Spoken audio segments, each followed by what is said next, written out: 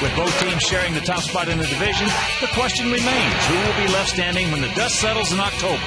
It's a race to the finish, and it continues next on Comcast Sportsnet.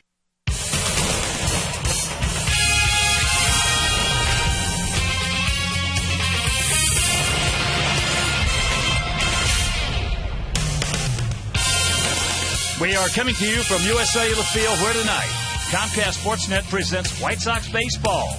It's Paul Konerko, Alex Rios, Carlos Quentin and the Sox as they get set to butt heads with Joe Mauer, Jim Thome, and Ron Gardenhire's Minnesota Twins.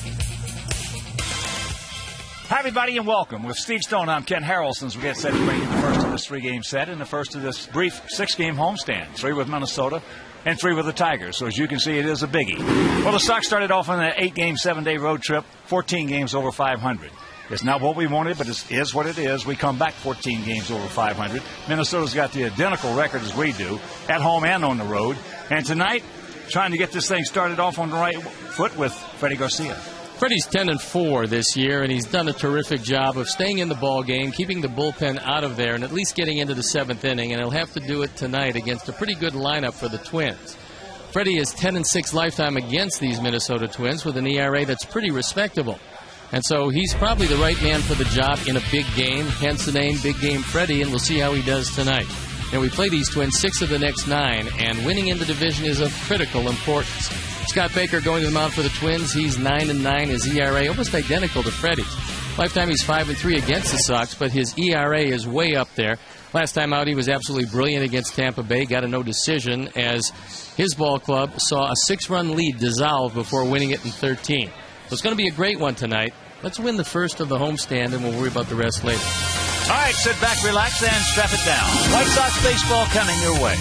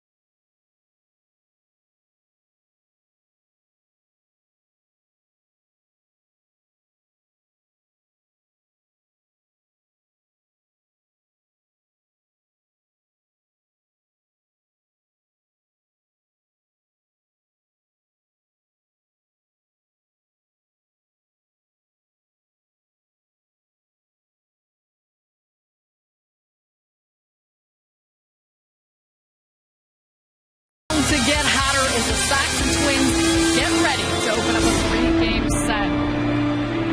Hey everyone, I'm Sarah Cusack. Welcome into U.S. Cellular Field. Now, the White Sox return to their home park, a place where they've won 20 of their last 22 games, and they certainly hope that success continues as they welcome in the Minnesota Twins, a team that they share that top spot in the division with. Now, earlier today, I sat down with Juan Pierre, a veteran who's got a hot hitting streak of his own taking place, and I asked him about the approach a club takes when there's so much hype surrounding a series.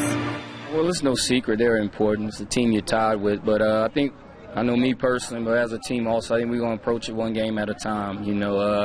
These guys are good. Every year they're in it, and, they haven't. We've been winning, they've been winning. So it's one of those things that's probably going to be a dog fight to the end, and you can gain distance when you play the team that you're tied with. So we know the significance of the series, but I think collectively we're just going to try to take it one game at a time. You're one of those veteran guys on this team. How exciting to be at this point of the season in a race for the division title and have kind of the enthusiasm surrounding these type of games as the season comes down to the final stretch. Oh, it's real good. If you're 20, and I've been 15, 20 games out at this point, and it's tough to come to the yard, hot, muggy, but with the excitement of this series, it's easier to come to the field. And about 3 months ago, we'd have been hoping to be at this point. And we are, and we kind of control our own destiny right now. You're tied right now, so if you win, then if you win out or win the games you're supposed to win, you can make the playoffs, and that's what it's all about. But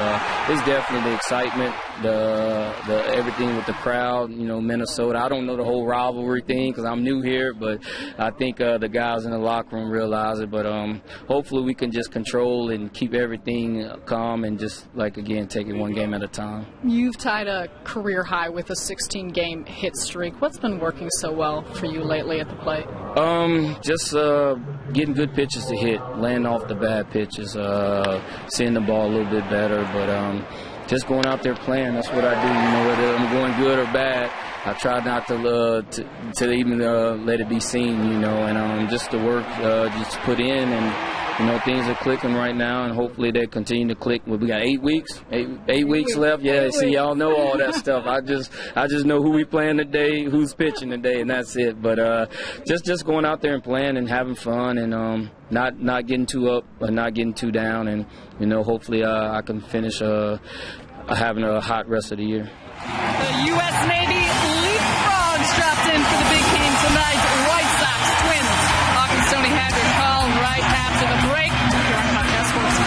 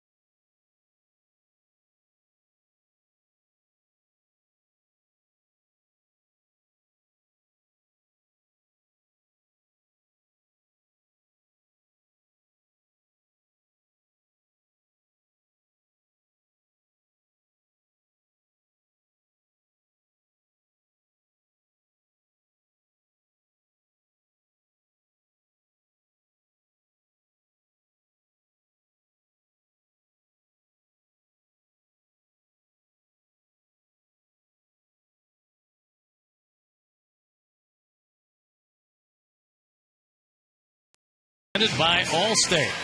Let's take a look at how Ron Gardner is going to line up his Twins tonight in an even tie with the Sox. It's going to be Span leading it off, and Hudson, Mauer, Young, Kubel, Kadire, Tomey the DH, Valencia, and Hardy hitting ninth. The defense and how they're going to line up behind Freddie Garcia. It's Pierre, Rios, and Quinton left to right with Vizquel, Ramirez, Lillibridge, and Canerco. Ramon Castro behind the plate. And big game Freddie, the Toyota starting pitcher, looking for his 11th win in this his 21st start. As you can see, the right-hander is a little bit better against him than the left-handers, and his job is very simply keep their speed men off. So Freddie's ready to play baseball, and so are we, and I'll turn it over to my play-by-play partner, Hawk Harrelson. All right, Stone Pony, thank you once again. Good evening, everyone, and welcome to White Sox Baseball right here on Comcast Sportsnet. So happy you could join us for the first of this big homestand. And the first pitch of the ball game to Denard Span, taken for a strike. Twins come in, same identical records as the Sox. They are 30-29 on the road as we are. They are 33-20 at home as we are. And the count 0-2. Span hitting at .269, 3 homers. He's driven in 42. He is 18 for 21 in stolen bases.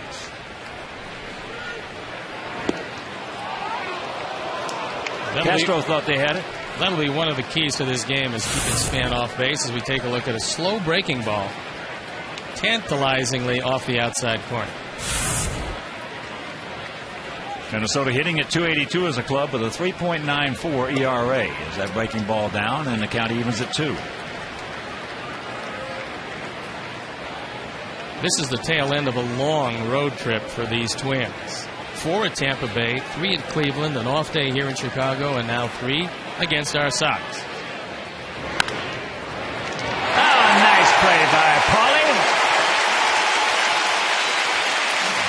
And it's a big out. You keep one of their speed burners off the bases, it's always a big out, especially to lead off the game. Paul ranging to his right, takes a base hit away from Span. That'll bring up the switch hitting second baseman, Orlando Hudson. Hudson hitting at .285, 4 homers. He's driven in 29. Hudson just back in their lineup off the disabled list. He's only played 1 game, and he makes a big difference to this team with his presence in the lineup. That pitch down low. Hudson, last year with the Dodgers, hit .283, 9 homers, and drove in 62.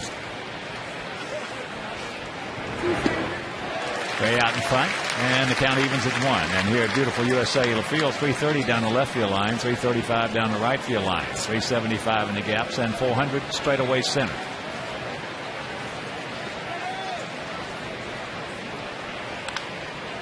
Out in front, hooks that one foul, and the count 1-2. Hudson's been a little better from the right side. That's really where all of his pop comes. Right-handed, he can swing the bat with authority. Left-handed, he just tries to slap the ball, sometimes the other way, but tries to keep it on the ground most of the time. Pass low and inside, 2-2 the count.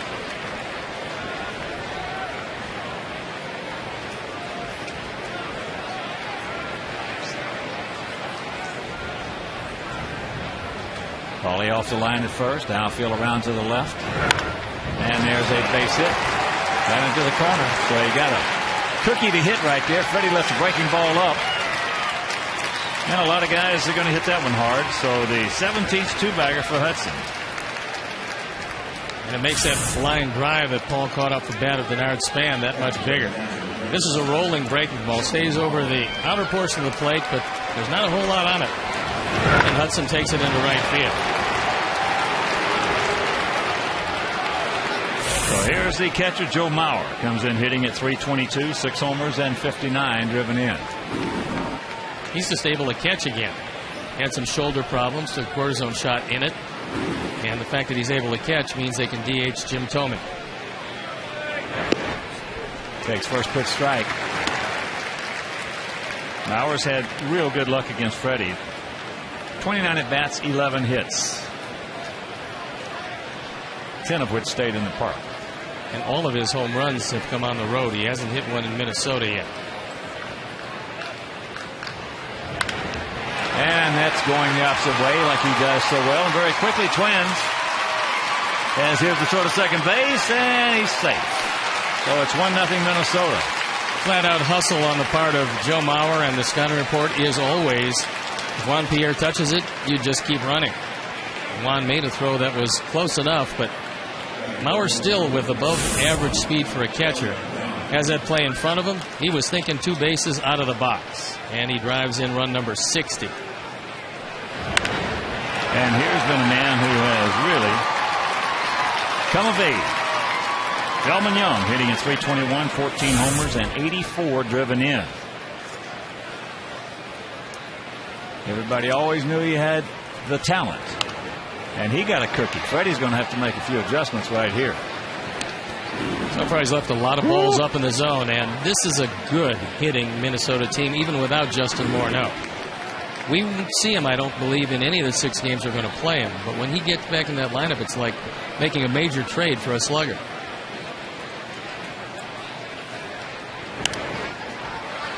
And another good pitch to hit. 0-2 the count.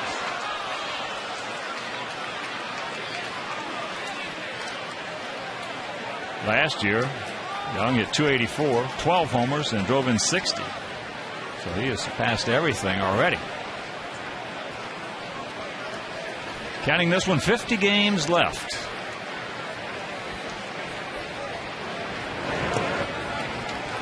That's downstairs, 1-2. Delmon Young has finally bought into the Minnesota system, and I think that's helped him. It looked like a one-sided trade with Garza and Bartlett going to Tampa Bay and Young coming to Minnesota. But this year, he shows you why he was a #1 pick in the draft.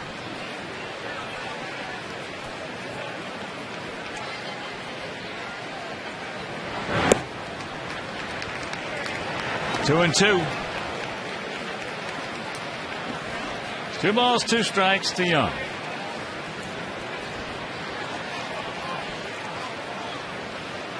Just 24 years old.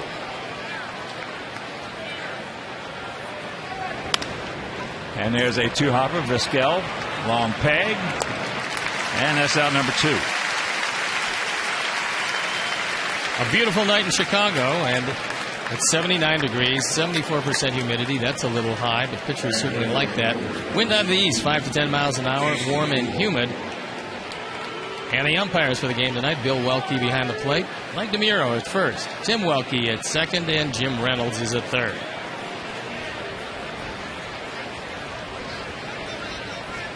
Jason Kubel will stand in, hitting at .266, 15 homers. He's driven in 68.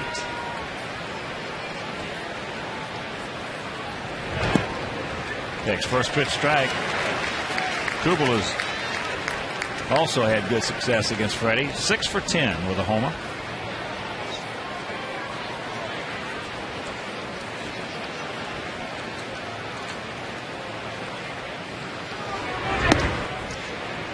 And that pitch up high.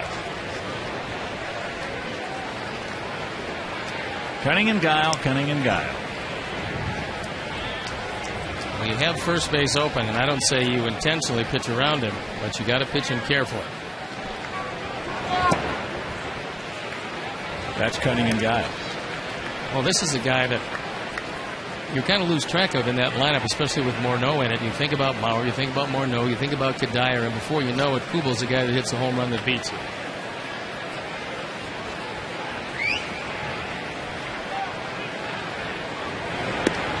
And a count 3-1. Kadire on deck.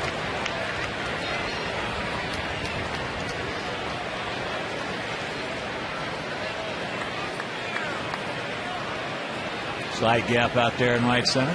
Paulie is not guarding the line first. Probably expecting them to go away from him. Or so far in, he can't keep it fair. And there's Cunning and Guile.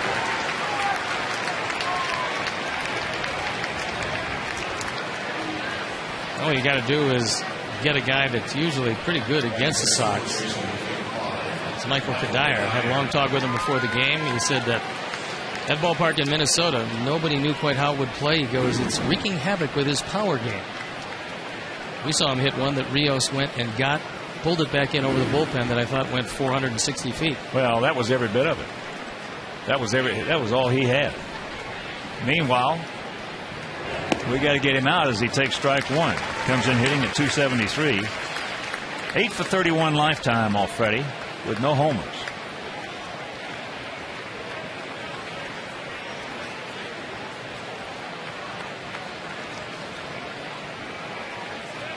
Kadire came up through the Minnesota system, first round draft pick, 9th overall in 1997.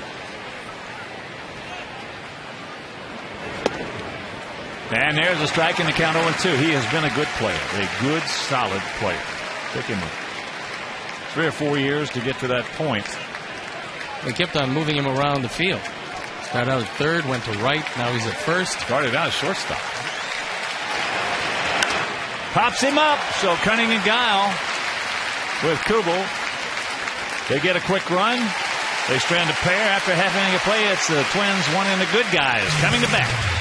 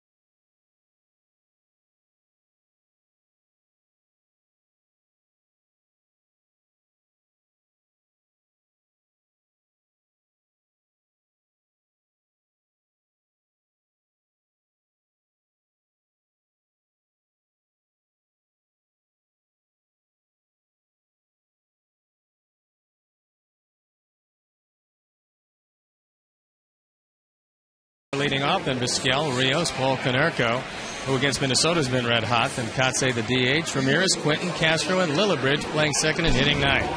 The defense behind Baker, left to right, Youngspan and Kubel in the infield, Valencia, Hardy, Hudson, and Kadire.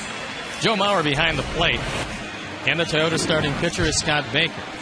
Record even at 9. It's on for the 23rd time. The ERA, a little bit higher than he would like. Look at that strikeout to walk ratio. He's got very good control. Doesn't have overwhelming stuff. He's always around the plate. And looking for that first ball fastball is a pretty good idea with Baker. And before we show you our picks to click, you at home select yours as Juan Pierre gets set to lead it off. Juan comes in hitting at .268 on a 16-game hitting streak. And one thing about Baker you cannot let him do as a hitter. You cannot let him have both sides of the plate. Well, he's got very good command in, out, up, and down with the fastball. There's a breaking ball strike, and the count evens at 1. One thing he doesn't do, however, is throw changeups off the fastball, so everything has a tendency to be hard all the time.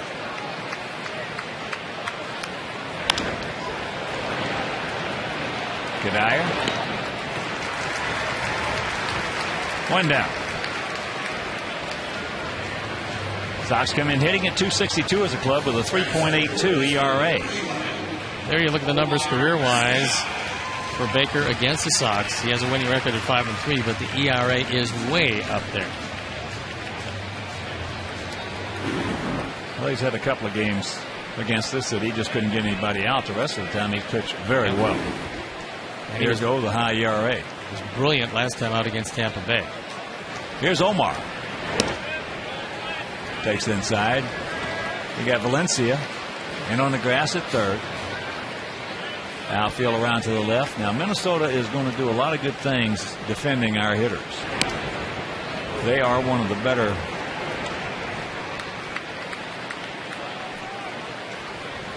advanced scouts in the league against us. There's a chopper, free hopper, Hardy. 2 down. So with 2 out, let's check out our picks to click, which you can play at home now. All you got to do is tune into the Felco pregame live each night to see Ozzy's lineup and click on. And tonight, White Sox fans watching at home have voted for Paul Konerko. Jim Angio, our director in the crew, well, they're taking Ramon Castro. Stone Pony's going with Alex Rios and George Thomas. My good buddy down in Elkhart, Indiana, and I, we're going to go with Brent Lillibridge along with Mort and Lisa Levy. So here's Alex. Out of play. Well, now Valencia at third base has moved back. Ron Gardner said the one thought they had about Valencia was they wanted to sharpen up his defense. They worked very hard with him on that in spring training. He's only made 1 error, and this is 41st game played for these Twins.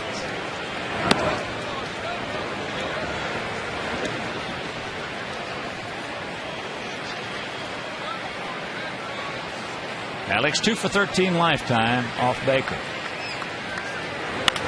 And there's the base hit.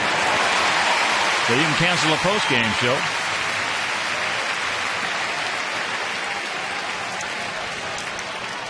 Baker's one of those guys, if you take what he gives you, you got a real good shot at beating him. If you go up there and try to cover the whole plate on him, he's going to beat you. He can't afford to get that fastball up, especially when you're a one-speed pitcher. Now, he does have a curveball and a slider, but the fastball is always the same speed. Because of that, you need pinpoint location. If you don't get it, and he didn't on Rios, it turns into a hit.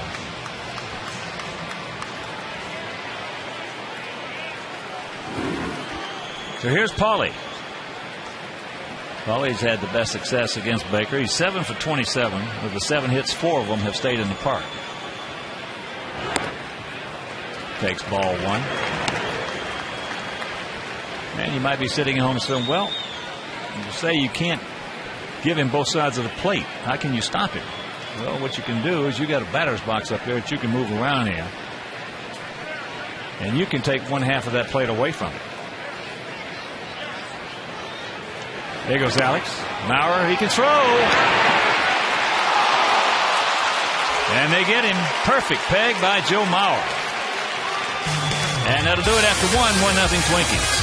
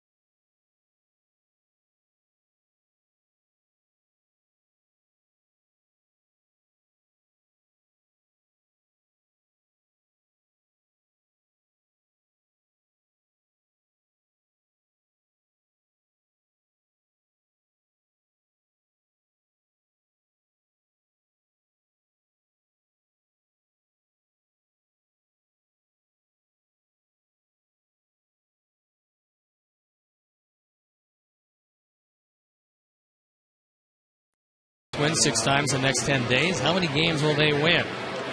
A, 5 or more. B, 3 or 4. C, 2 or fewer. Text A, B, or C to 53695. You can stick around for the U.S. Cellular White Sox postgame live for the final results, or visit csnchicago.com.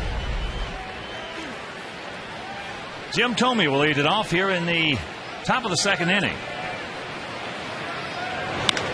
Hits that ball deep. And it is 2-0 Minnesota. Well, that's a way to celebrate his 40th birthday. They had a big party for him last night at the Trump.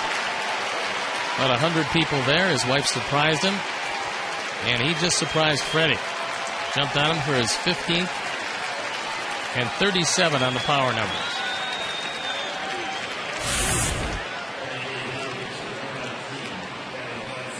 That one might have been off the plate. Thome has great power to left center field, and he takes it out. 579. So it's 2-0, and here's Valencia. Freddie, as we mentioned in the first inning, made a lot of mistakes and really came away. He's just giving up the 1 run. There's the strike. Valencia at .333, a homer, and 14 driven in. Fouls that straight back.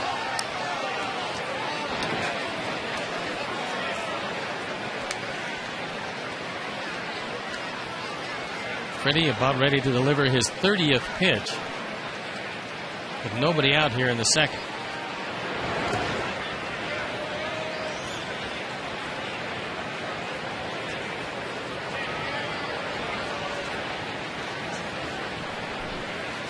Got him right where we want.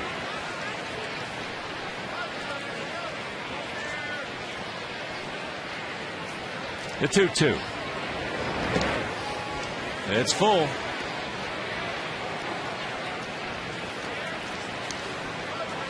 First of 3 with these Twins. First of 6 on this brief 6-game homestand. Finish it off with 3 against the Tigers.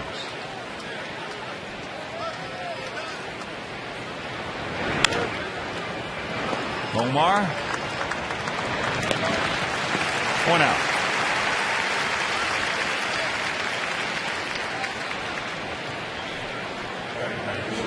And you can organize a group outing of 20 or more guests during the 2K10 season. Purchase a block of tickets or enhance your outing with one of 6 great party areas. The more tickets you order, the more money you save. So call 312-674-1000 or visit whitesox.com.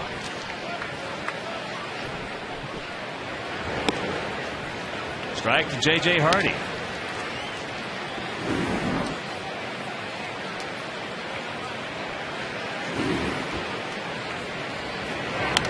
Fouls that straight back. Hardy, 28-year-old shortstop. Had 2 good pitches to hit. Took one and fouled the other back. Last year with Milwaukee, hit .229, 11 homers, and drove in 47.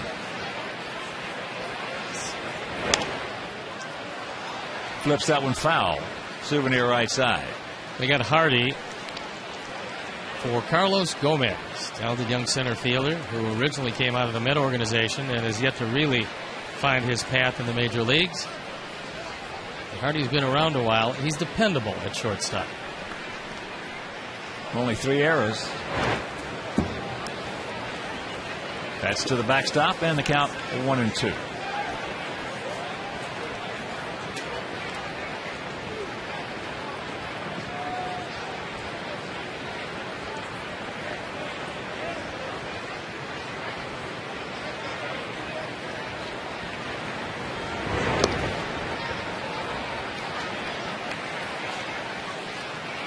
But he's not going to be able to continue to run these counts deep with each and every one of these Twin hitters. The last thing Ozzie wants to do is get into that bullpen more quickly than he has to. We have 6 games in a row. Nary an off day in sight until next Monday. And that ball's hit hard. And it is 3-0. Freddie has just made a lot of mistakes with a breaking ball.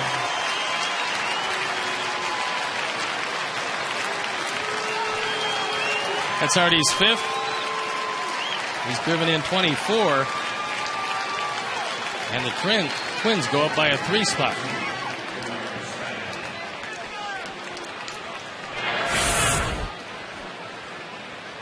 Freddie throws another roller, this one hanging right in the middle of the plate. And when it's warm and humid here, the ball flies.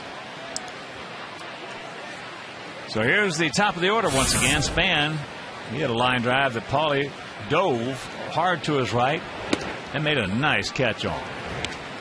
Or else that first inning would have been even more productive for Minnesota. And there's the base hit back through the middle. So the beat goes on. The first time Span was up, and this is our All-State Good Hands replay, he hit a shot. It was to the right of Paul Konerko. He was able to make the play. This time, no such luck as Don Cooper starts strolling to the mound. Wants to have his talk with Freddie. How to get him back on the track. The Twins have hit him very hard. He's made a lot of mistakes. And the Twins, winners of 12 of their last 15, are not a team at this point you can get away with many mistakes. Well, they are a good offensive ball club. And what they're doing is they are taking what Freddie is giving them. He's giving them a lot, and they're getting a lot. And they're not getting greedy. That home run that Hardy just hit, that's a lot of right-handed hitters are going to hit that ball out of the ballpark. Thome going to the opposite field for his homer. Mauer going to the opposite field for his double. So they're just giving him what he's giving them. They're taking it.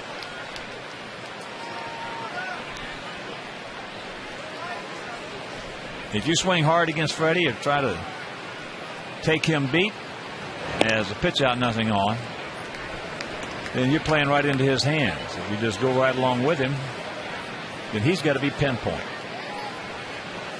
This Minnesota team doesn't run very much. It's 44 steals all year. But Span is their running attack.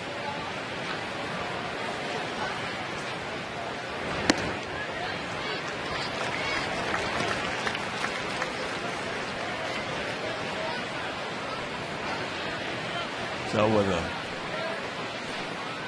an inning and a third under his belt, this will be the 43rd pitch delivered by Freddie.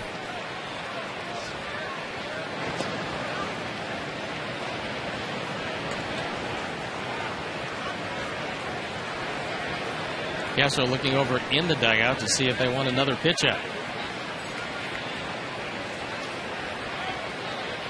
Just a decent lead by Span as Hudson goes through it, and the count 1-2.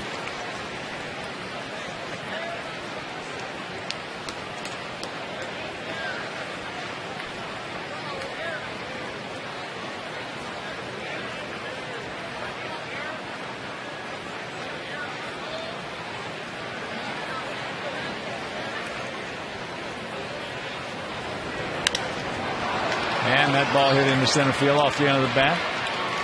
2 down.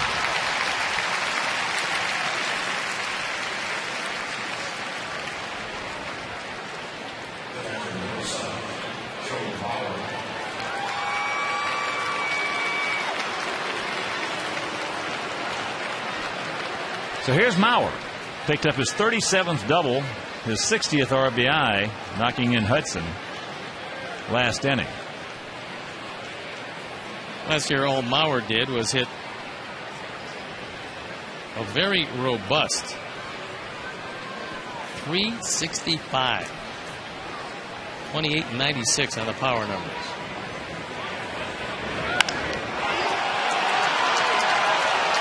It is 5-0.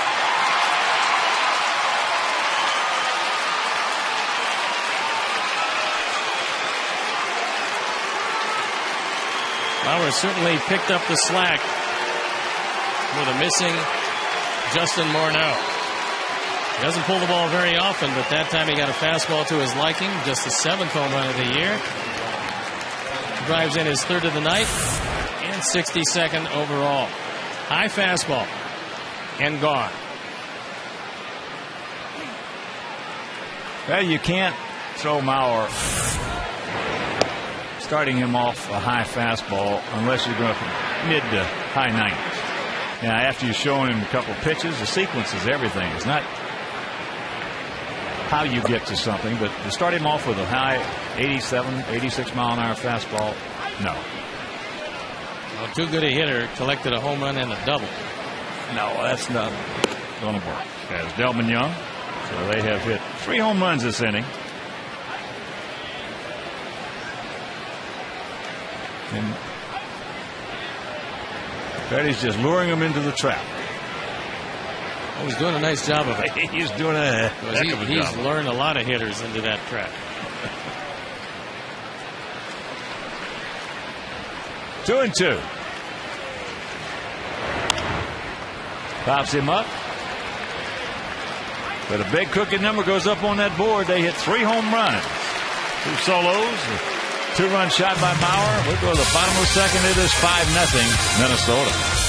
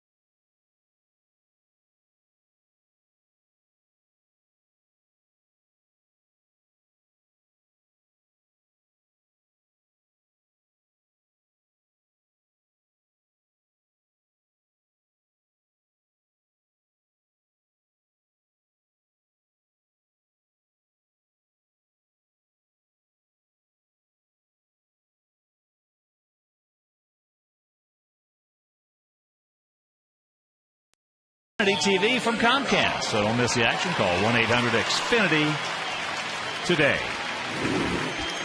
Bottom of the second inning, 5-0. And we got them right where they want us. Well, we're going to have to come back against Baker, who has been thrown real well. He took a cortisone shot in his elbow at the All-Star break, and since then, he's been pretty tough. So they got a 5-run lead. We got to start chipping away now. Konerko. Paulie was at the plate when Alex attempted to steal second base, and Maurer got him with a perfect throw, which is what it took to get him. Seemed like a long time ago. 3 home runs ago. 4 runs total. 5-6-0 for them. There's a strike. And the count 1-1. Probably like to have that one back. That was a rolling breaking pitch. And there's a base hit. Good way to start. So the fans' choice. Konerko. The single to left. Baker doesn't have near enough fastball to throw the ball there and get away with it. Fastball is just major league average. Doesn't have a great deal of movement. And when you throw it in the middle of the plate, it's going to give up some hits.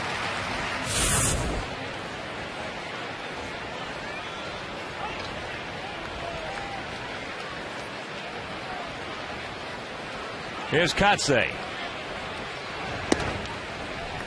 Takes first pitch strike right there.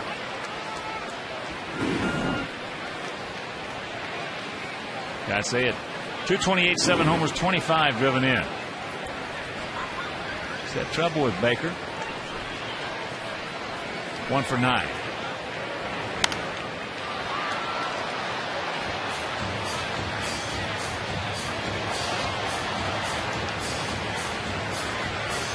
As usual, there are a lot of Twin jerseys and hats in attendance tonight. This Twin team has made 41 errors all year. By contrast, the Sox, a very good defensive team at this point, has committed 64 errors.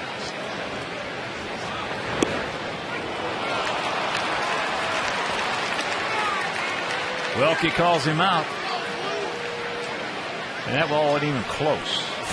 Well, the left-handers better beware, because if he's going to call this pitch, you've got to expand that zone. That was not even close to being a strike. You saw Joe Mauer move his glove over the outside corner, which tells you that he believed that pitch was outside.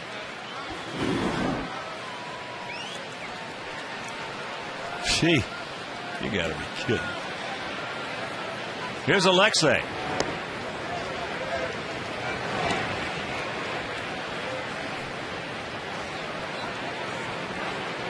Alexei at 286, 11 homers, 43 driven in.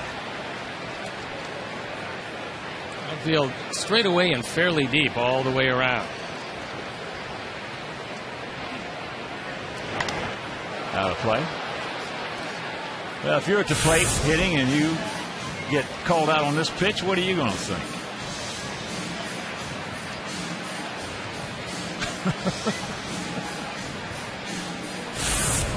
On 2 strikes, there's nothing you can do about it.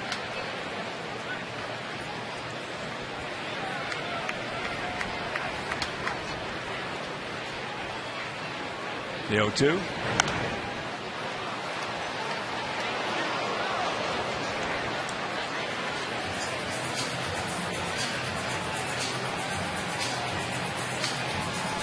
Alexei's had a good run against the Twins during the course of his very young career.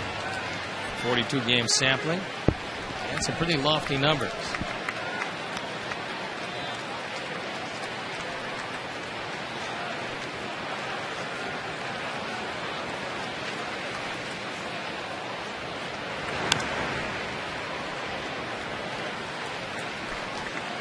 Off-speed pitch out in front of it. Another rolling breaking ball.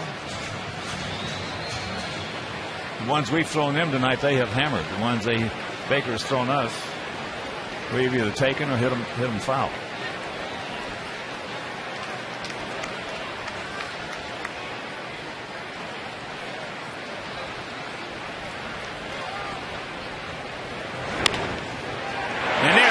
hit underneath the glove of Valencia. So 1 out, 2 on.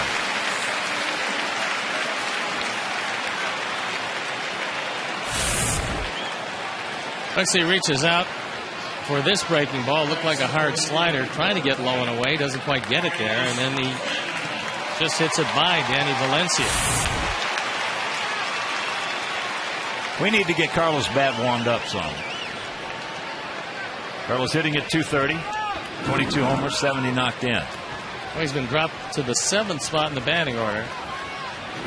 Maybe that will help him in situations like this, because we can use all those runs batted in. Well, one swing of the bat and he's right back in the ball game.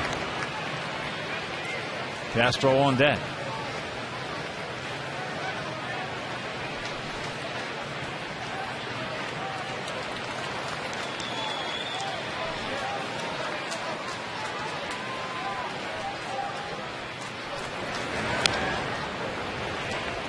And that's fouled away. I got a feeling our guys are looking for a little too much off Baker. They've had some good pitches to hit. Not on top of him quite yet.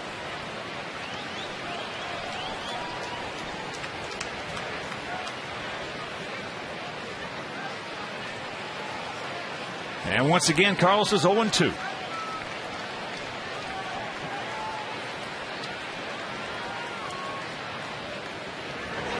That ball hit hard. We got ourselves a new ball game. Yes, you can put it on the board. Yes, yes.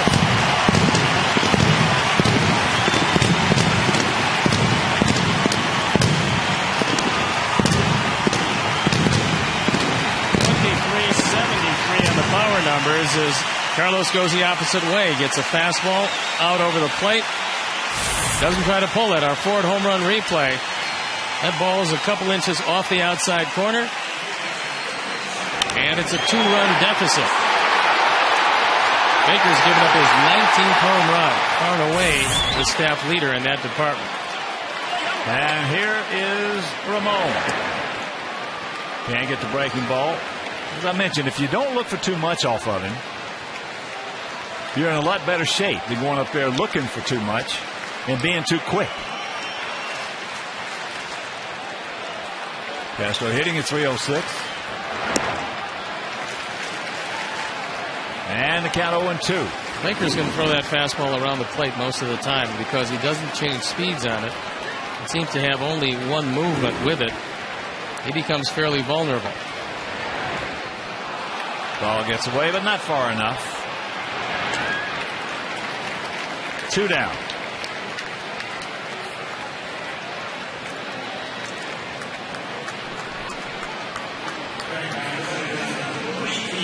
That'll bring up Lillibridge.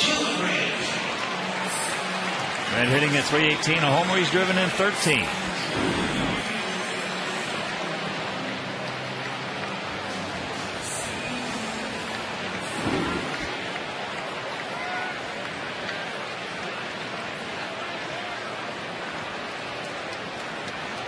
Grant making his first plate appearance against Baker. Fouls that one away. And, of course, with that home run by Carlos Quentin, the Alex Nelius family will donate $100 to White Sox charities for every Sox homer hit throughout the course of the season. That is number 130. So $13,000 donated by Alex Nelius in loving memory of Ursula. Dr. Gordon Beckham today said he's feeling pretty good, hoping to get back in there tomorrow night, but in his place, Lillibridge gets another start. He's had a very good year off the bench. 1-1 to count.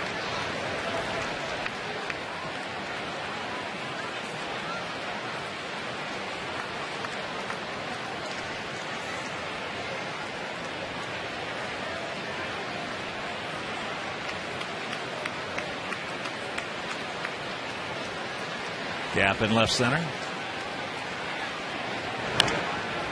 And that's tough foul. And a reminder, you can join our White Sox mobile group to receive exclusive offers and chances to win great prizes like autographed jerseys and baseballs. So text SOX to Shy Sox. That's 244-769 to enter to win an autographed A.J. Pierzynski jersey. Standard text and data rates apply. Visit WhiteSox.com for official rules.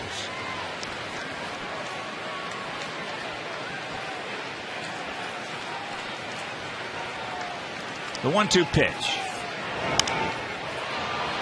It's softly hit into center field. Span is there, but the 3-run homer by Carlos Quentin. We got ourselves a new ball game.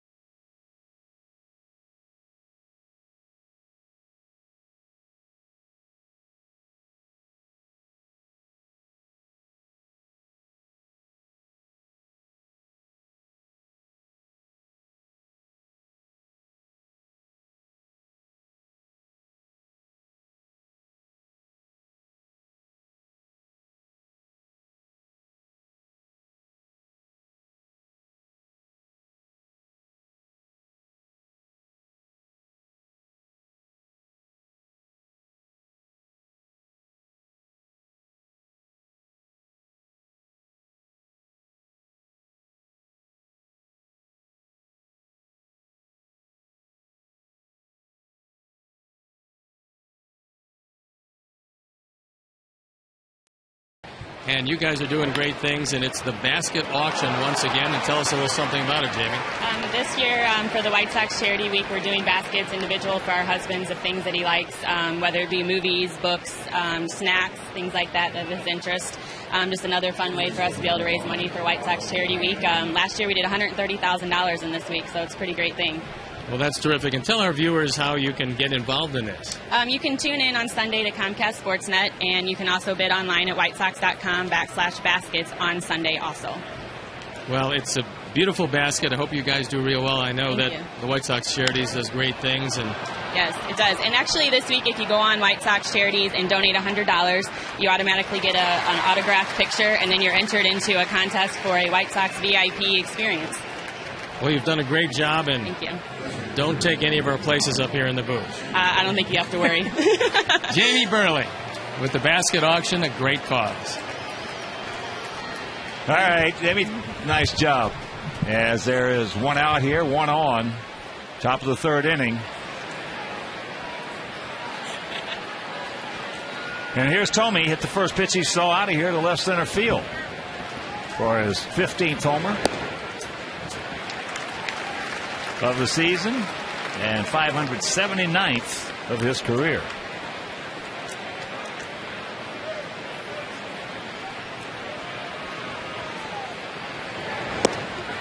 Pretty good pitch, didn't get it.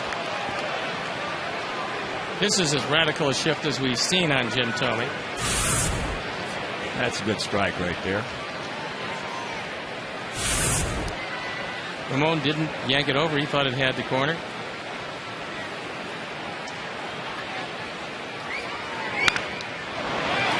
And there's just the bullet. Boy, they're just hanging out some hemp. Oh, Freddie. Nobody at second base. Well, that's why Jim Tomey ran, and he noticed it right away. Alexei's got to be at second base, even though he's playing the second base position. You got to know that Lillibridge is in the hole. That ball rifled by him, and Tomey saw nobody at second, so Jim with a heads-up piece of base running. Alexei was just a spectator on this one, and Jimmy knows there's nobody to throw to. All right, so Freddie, just was not his night. He departs, and we'll be back.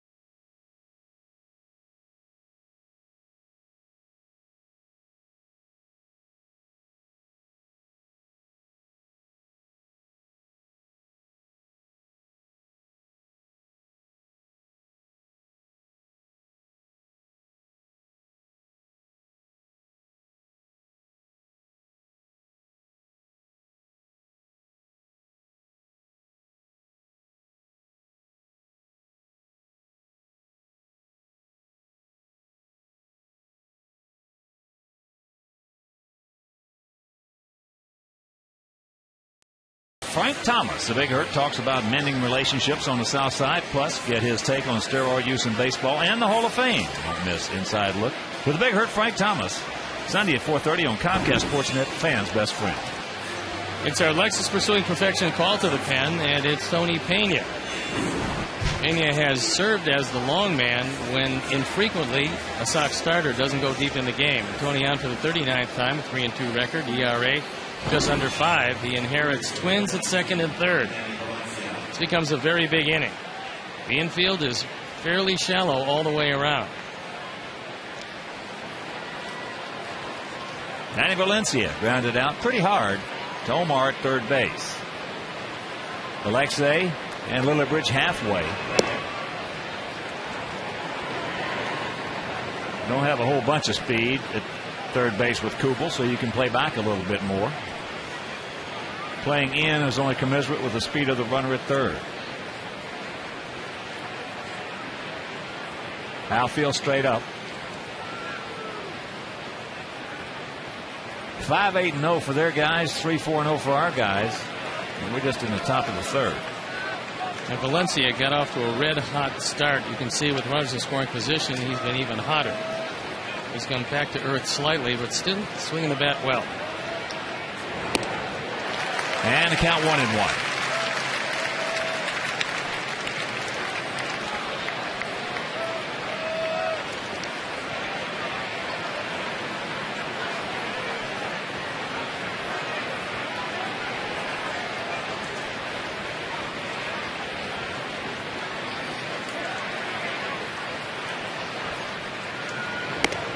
And that's up high. Valencia, local product, became the first Twins player ever to have his first home run a Grand Slam home run. Out of Miami. 25 years old.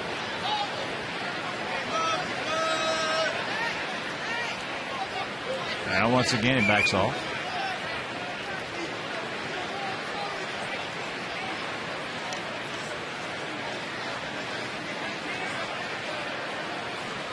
And the 2-1 pitch. That'll get the job done.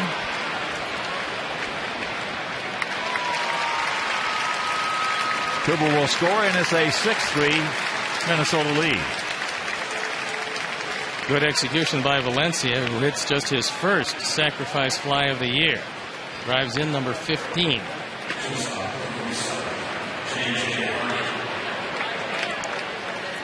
So here's J.J. Hardy. He cranked out his 5th homer last inning.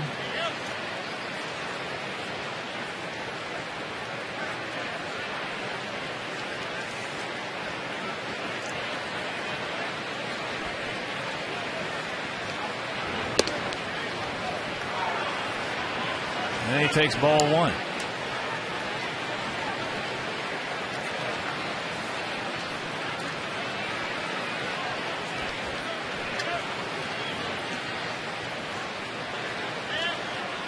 Tommy at second. And there's the strike. Nobody paying much attention to Jim. He can take as big a lead as he wants. I don't believe he'll be stealing third.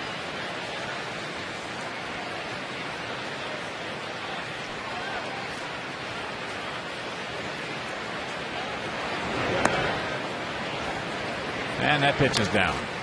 2-1 to count.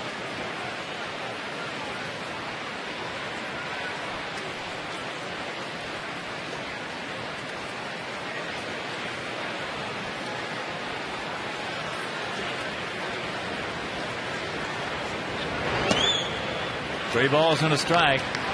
No walks. Tony, no walks. Got a pretty tough hitter in the on-deck circle in Denard Span. 42 runs batted in for a leadoff hitter at this point of the season is not too bad.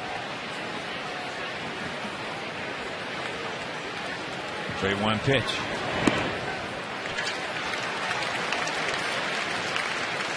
So he walks him. And a reminder, every Friday night is White Sox United Flyaway Fridays.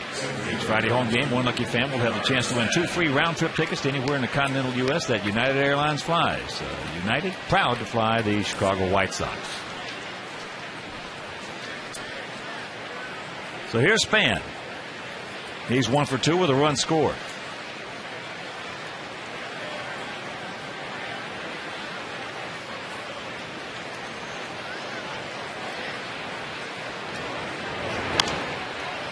Out of play.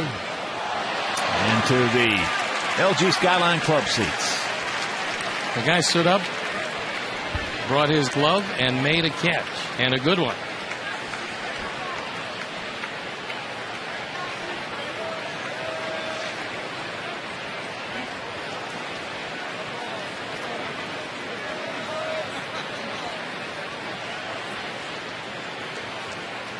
Now Pena, Castro taking a lot of time.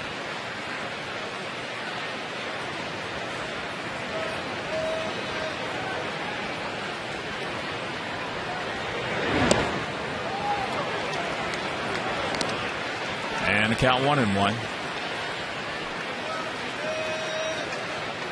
Another good pitch. And didn't get it.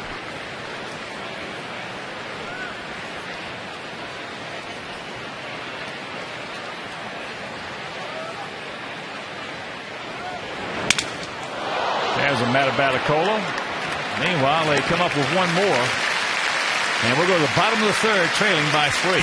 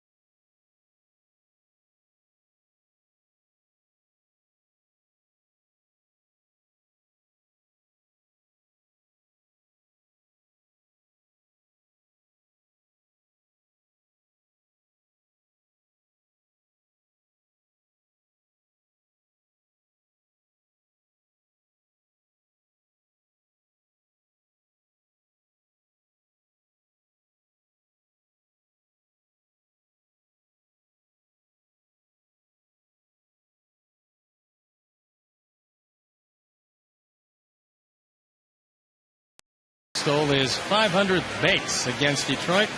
37th player to reach that mark. Currently owns a 16-game hitting streak, which ties his career best. And he's looking for a 17-game streak right here.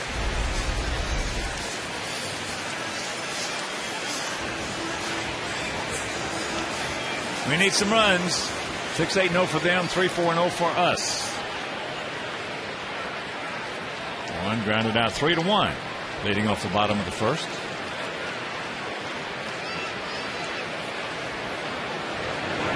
Takes the bunt. Valencia was in close. First of a 3-game series.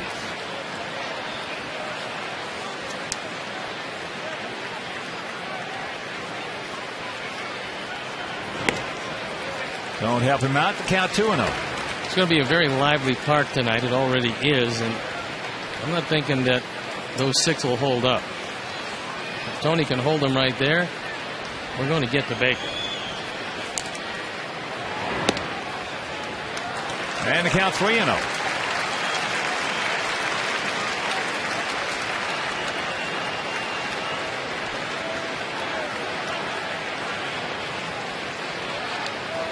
And there's the dreaded leadoff walk.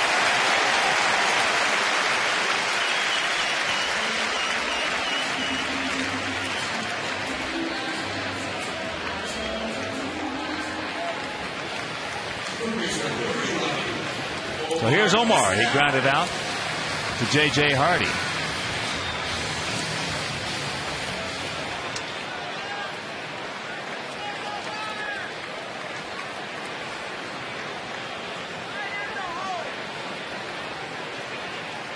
Pretty good lead.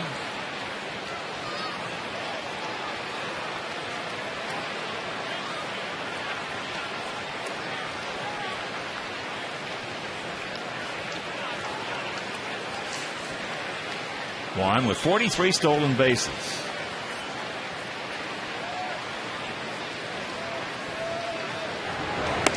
There's a strike. Ninth consecutive season for 40 or more stolen bases for Pierre. Plenty of room on the left side as J.J. Hardy is playing Omar up the middle. And Danny Valencia is in at the cut of the grass at third.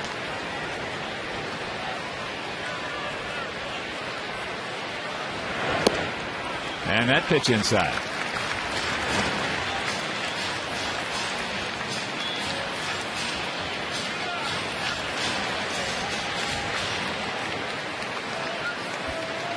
Last 23 games, despite the fact that Omar is 43. He's been one of our hottest hitters.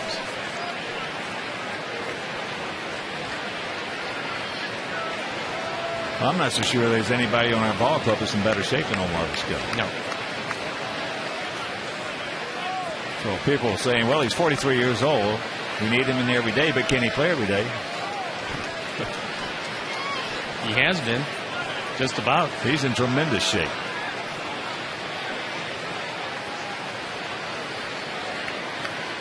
Pretty good lead by one. Watch out.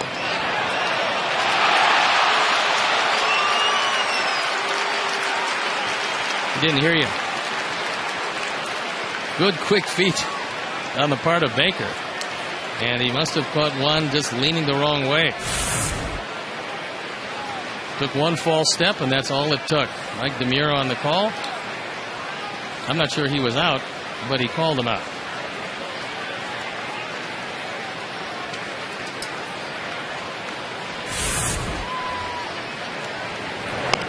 That's cued down to Valencia. And that's out number 2. Baker took a little something off that, had Omar well out in front of him. So what appeared to be a pretty promising inning now is a couple of outs and nobody out. And here's Alex, who singled in between first and second.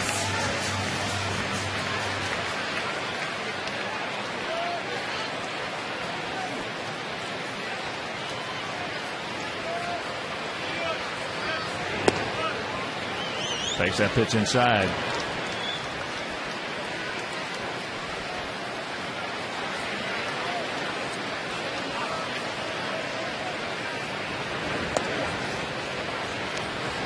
And the count evens at 1.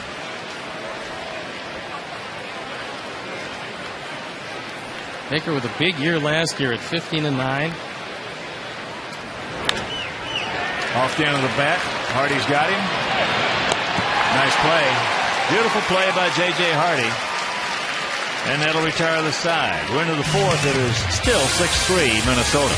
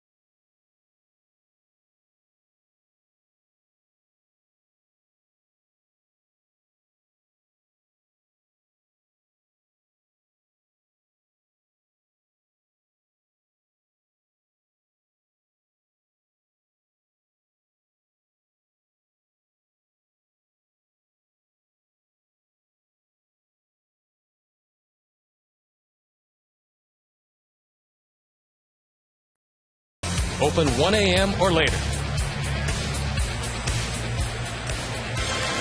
6-3 bad guys here in the top of the fourth inning. Hudson to lead it off. He'll be followed by Mauer and Young. Hudson is 1 for 2, a double in the first inning, and scored as he takes ball one. It's going to be a tough inning for Tony Pena.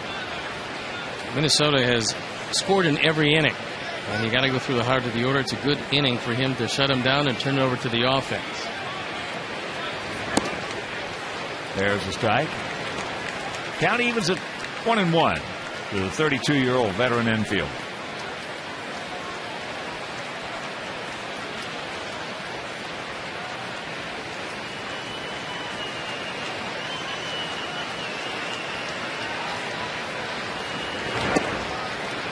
Way high, 2-1. Tomorrow night, a couple of southpaws on that bump. Johnny Danks against Glenn Perkins. So make your plans to be with us here at beautiful U.S. Cellular Field for game 2 of this 3-game set.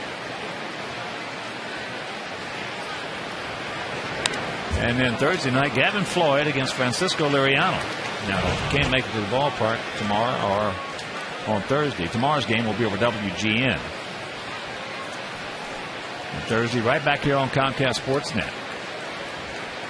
After Perkins makes that start, he most likely will go to the bullpen to replace Brian Dunsing, who moved into the starting rotation. Remember, they've got Nick Blackburn at AAA waiting to come up. He gone. First strikeout for Sox pitching. Ramon wants it inside. This ball drifts over the inside corner. Now you're going to get by this guy. He hadn't seen many pitches, and he already has an RBI double and a 2-run homer. So one pitch has lasted back.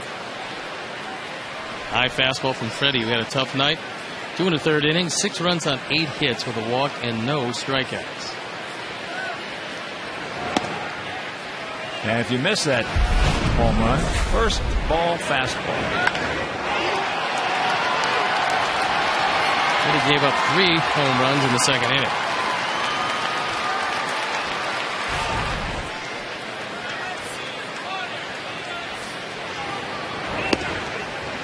There's a strike to even the count at 1. The ball is striking out here in the top of the fourth.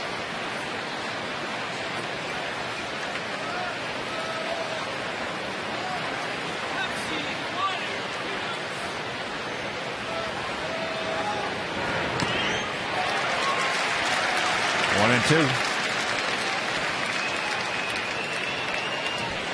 Outfield pretty much straight away, with Alexei Ramirez very much playing up the middle. We pan around, show you the defense, and now they try to defend Mauer, who uses the whole field.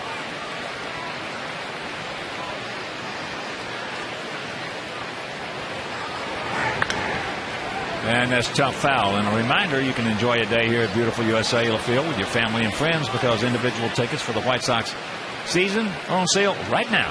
So for tickets, visit whitesox.com or call 866-SOX-GAME.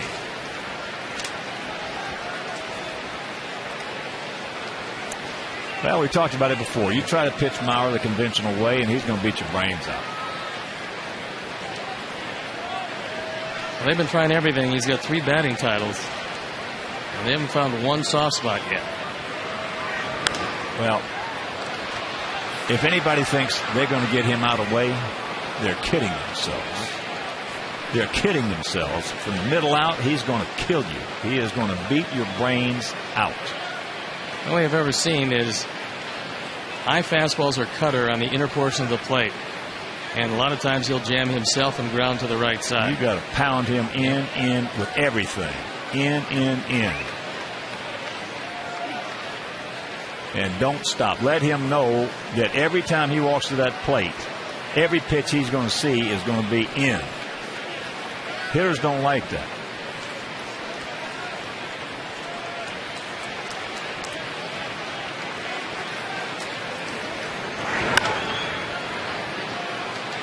That's what's going to happen. If you keep pounding him in, unless he get him looking inside, he's going to hit it hard, but meanwhile it's going to be foul. Tony throws a slider, tries to get it in under his hands. He does hit it hard, but it's just a strike.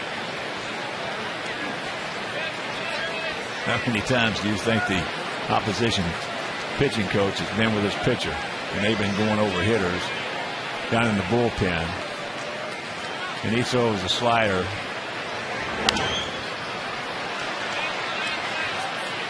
if it's a left-hander down and away, and he says, now that's the way to pitch. That pitch is going to get Mauer. I'm not talking about Coop, because Coop's smarter than that.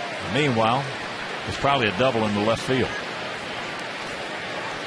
He's done a whole lot of that during the course of his career. You just can't pitch in the conventional way. They try to get a slider down and in to him. That's just what Stone Pony was talking about just a second ago. He jammed himself right there. And he got him. Ramon wanted his slider in. Well, that's what I'm talking about. You make him manipulate the bat. When you're pounding him inside and he knows it, you make him manipulate the bat, especially on a cutter or a slider in. He has got to reroute it. And here he tries to reroute it and jams himself. You let him freewheel it, and that's the reason he's got 3 batting titles and is making about $20 million a year. There's a reason guys make $20 million a year in this game. Well, he's the face of the franchise along with Morneau. They tied both of them up long term. As you would expect, Mauer got a bundle. Well, he's the best left-handed hitter in this league. Miguel Cabrera's the best right-handed hitter. Joe is a wonderful, wonderful athlete. But you cannot let him have that sense of control at the plate. The better the hitter, the more you got to pitch him inside on a consistent basis.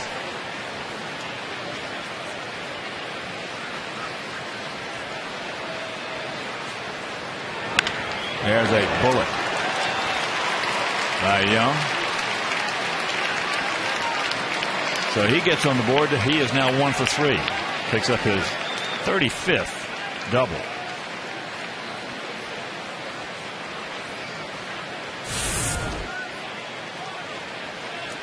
That one doesn't do much. It's out over the plate.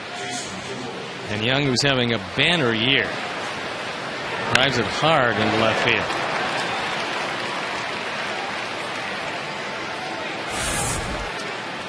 They're not going to take any chance at all with Kubel. They're going to try to go at Kadire. Kubel has walked, he has singled, and he has scored.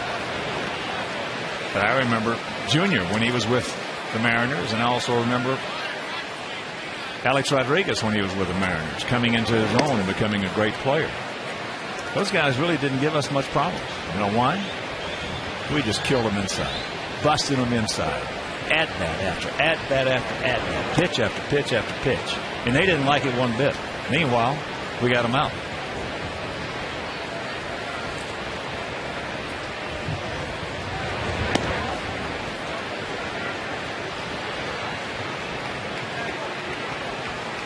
Castro goes around to talk with Pena on what they want to do with Kadire.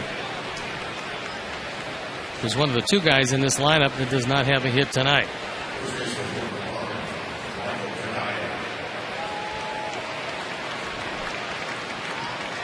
Outfield straight up, spread out. Kadire in situations like this can really be a tough customer.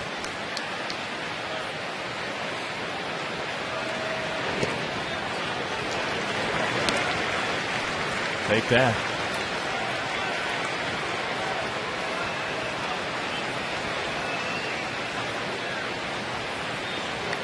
Tommy on deck.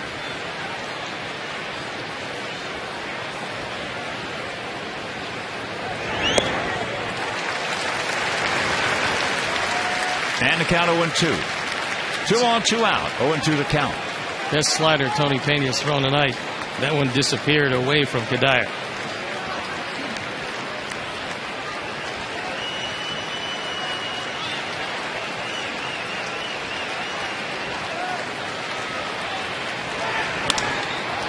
And that's trouble.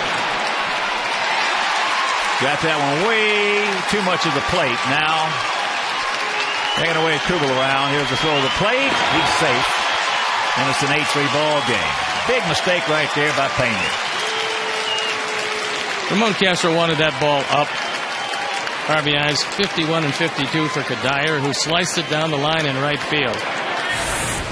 See Tony miss his mark by plenty. Wow. That's a fastball right down the middle. Good inside-out stroke by Cuddyer.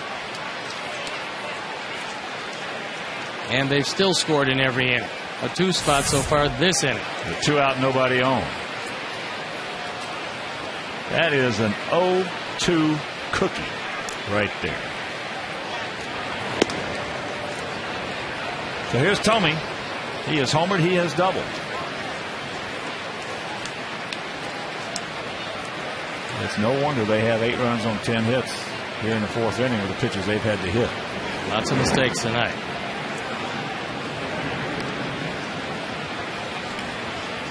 Plus, it's been an extra base extravaganza. 8 of their 10 hits were extra bases. This is about as hard as I've seen a club hit a ball for 3 2/3 innings all year long. Good pitch right there. Didn't get it. Welke says it's inside.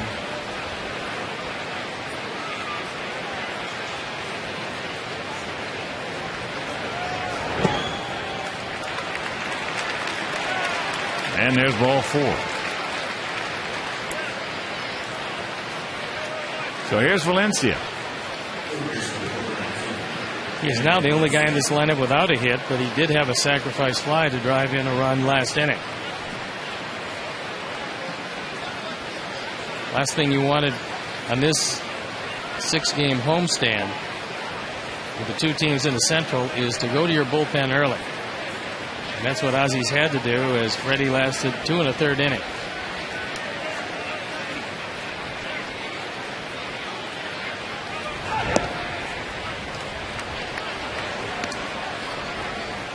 And the count 1-0.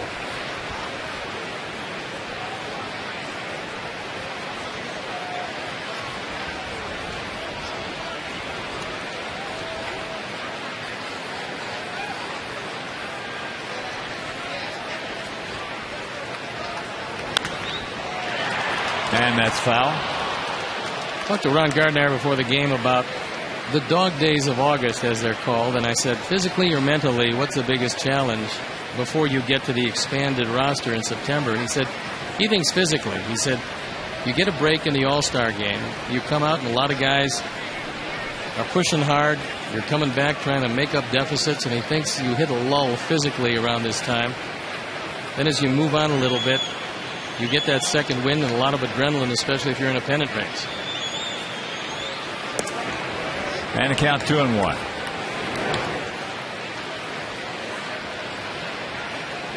Well, the dog days of August, that famous saying in baseball, certainly there's a reason that it's been there for over 100 years. Because you're playing 100, in this case 62. It used to be 154. But the more of a pennant race that you're in, the less the dog days of August come into play.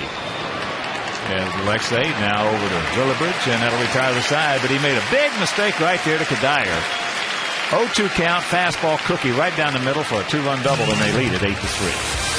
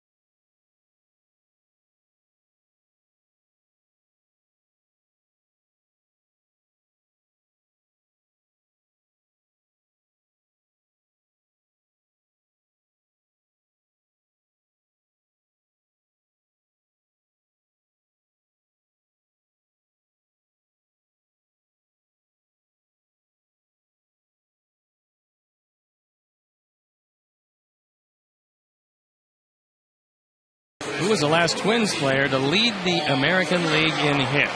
You ponder that. We'll get back to it a little later in the broadcast.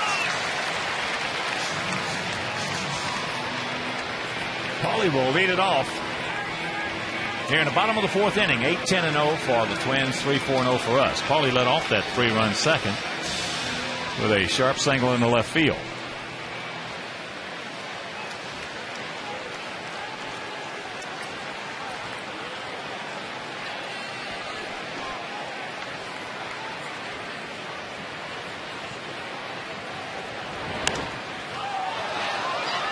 Just underneath it, fouls it back.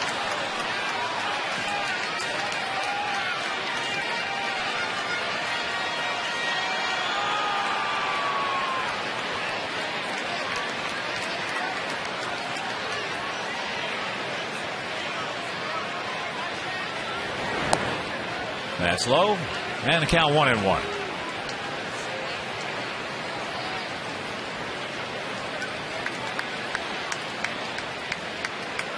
Start us off right here, 14. Well, he didn't particularly care for that call.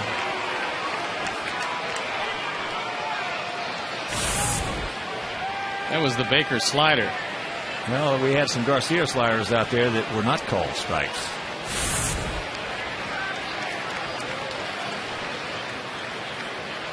And the 1-2. And that's the end result of the previous pitch. Well, out number 1. The residual.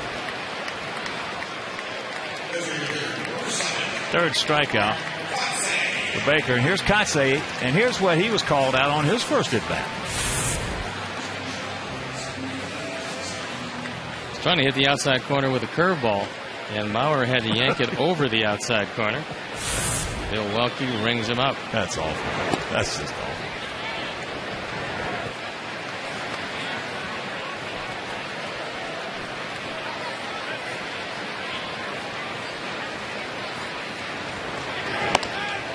To another count. Alexei on deck.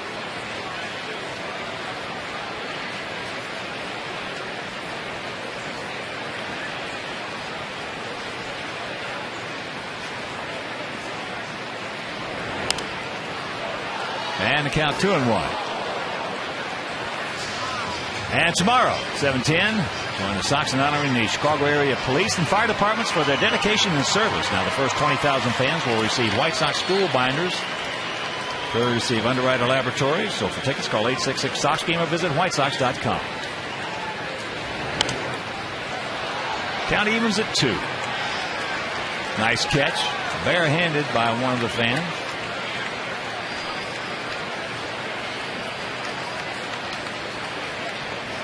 If you're just tuning in, so far it's been all Twinkies. They have had some terrific pitches to hit tonight, and they have done their job. They have hit them hard. Very hard. They came in a red-hot club, and we're seeing it again here tonight. Full count. Well, baseball is a game of ebb and flow, ebb and flow, ebb and flow. 162 games. You're going to get hot, and then you're not. And then you got to go through that period, come back, regroup, get hot again.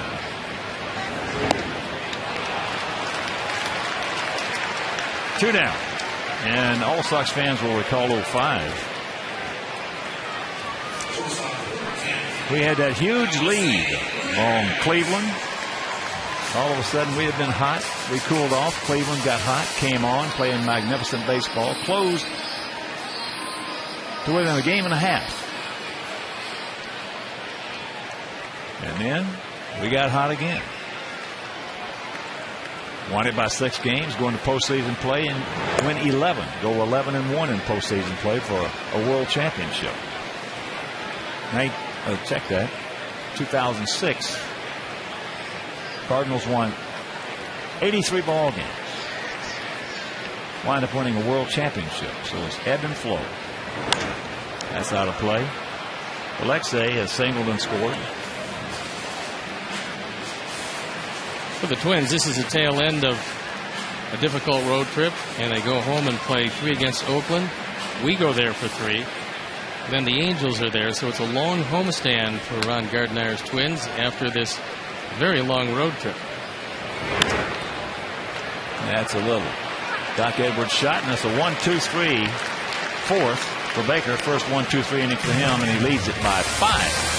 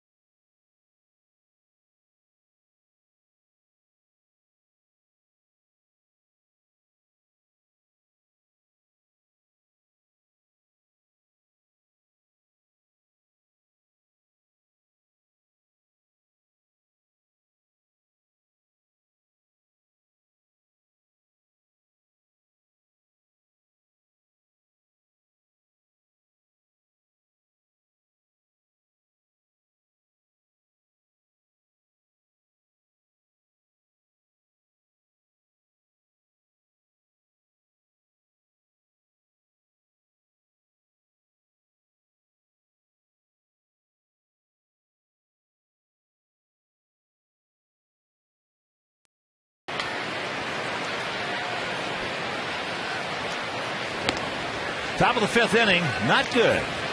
They lead it 8-3. J.J. Hardy has homered and he has walked.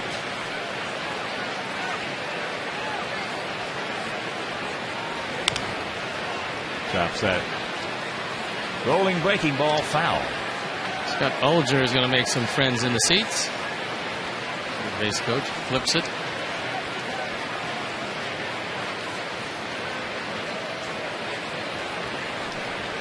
First of a 3-game set. First of a 6-game homestand. Crawley. And that's out number 1.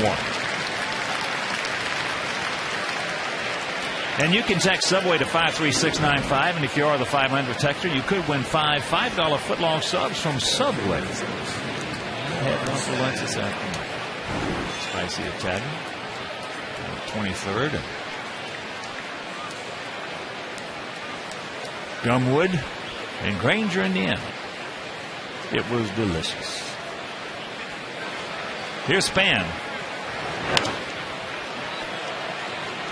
Out of play left side. He is 1 for 3 with a run scored. Another product of this Twins farm system, which has been so productive over the years.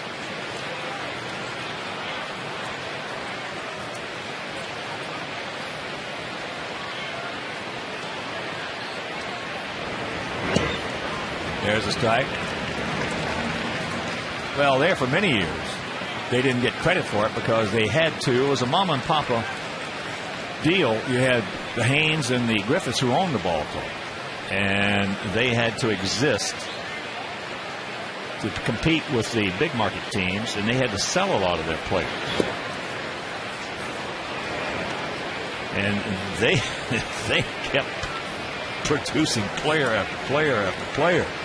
They hung on to Tony Oliva, which was a pretty good idea. Well, they hung on to a lot of guys. But what they would do is they would trade their young prospects to other teams for pretty good players who were not making that much money. That's how they existed. High and deep right field.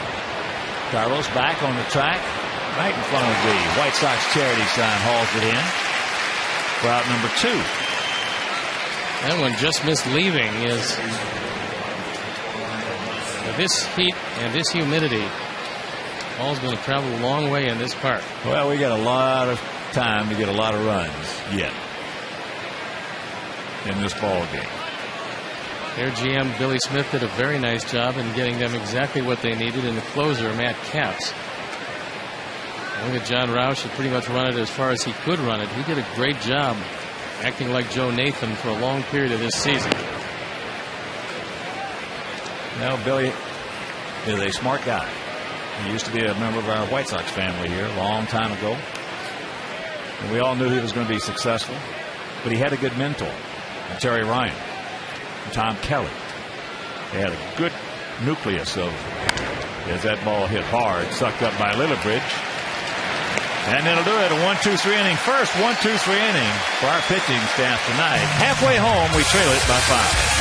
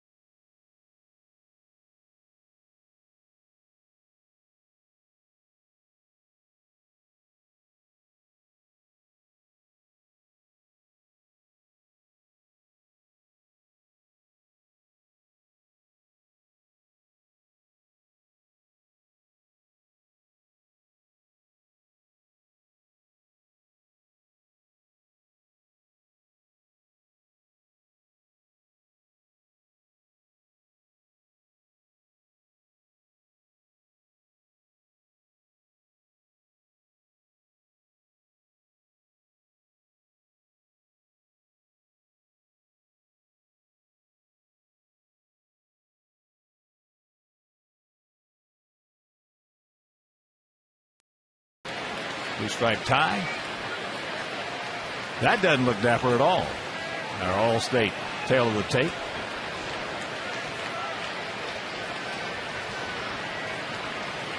Here's Carlos. He has been our offense. A 3-run homer back in the second inning.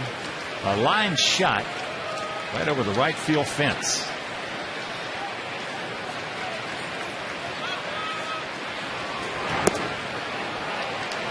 And the count 0-2. The Baker slider is getting better as it moves along.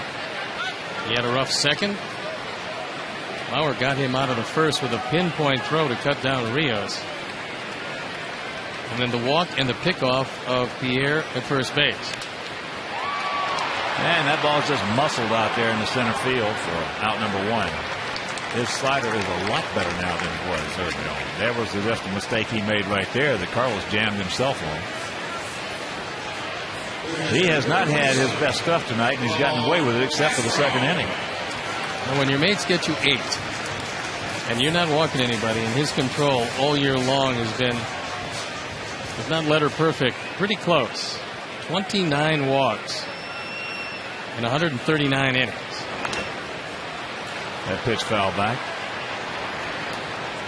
Well, Baker against us overall has been a very, very good pitcher. He has made a ton of mistakes tonight and gotten away with a ton of mistakes.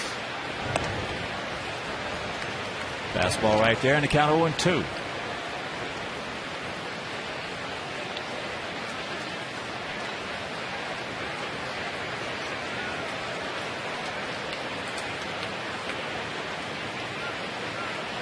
Baker shaking off Meyer a couple of times.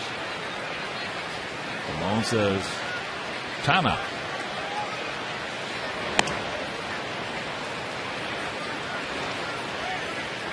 Okay, his fastball is getting a little better, too. Not bad. When Joe Mauer wanted up, he wanted preferably up and out of the zone. He got it way away from the plate. 2-2.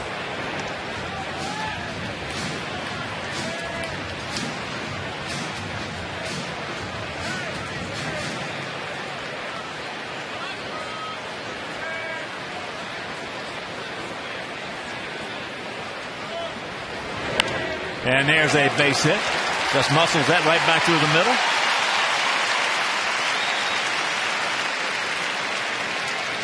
A dive by Hudson, and we'll see if he's okay. He gets up rather slowly. There's just another rolling slider right there. Not a whole lot of reason to dive for this one. Only because it's going to be a single anyway. Even with Ramon running. Hudson is diving into center field. They can't afford to lose him. He's just coming off the disabled list. And he has a tendency to get hurt later in the season. So here's Lillibridge.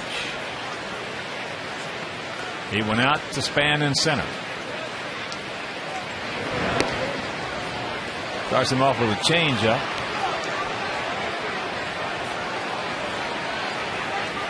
A high changeup.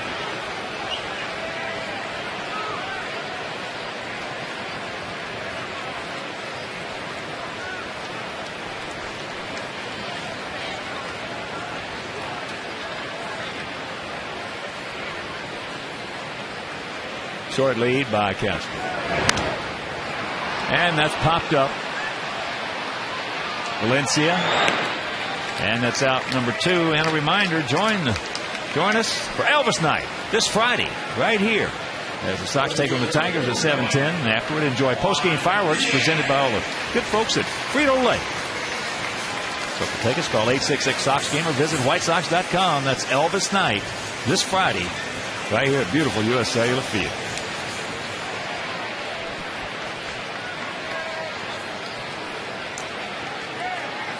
Juan Pierre 0 for 1 with a walk.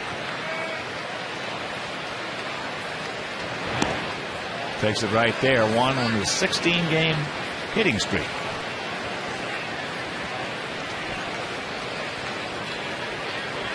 A good time to extend it and keep the inning alive.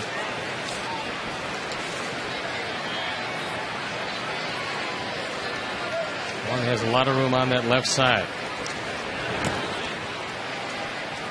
A 16-game hitting streak matches his career best, which he has done twice previous.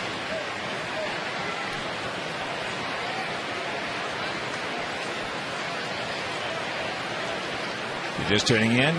Twins 1 in the first, 4 in the second, 1 in the third, 2 in the fourth. Those 2 in the fourth really hurt because Carlos Quentin hit that 3-run homer in the second. It was a 6-3 ball game. Now all of a sudden it's 8-3. Those came with 2 out, nobody on. There's a one hopper.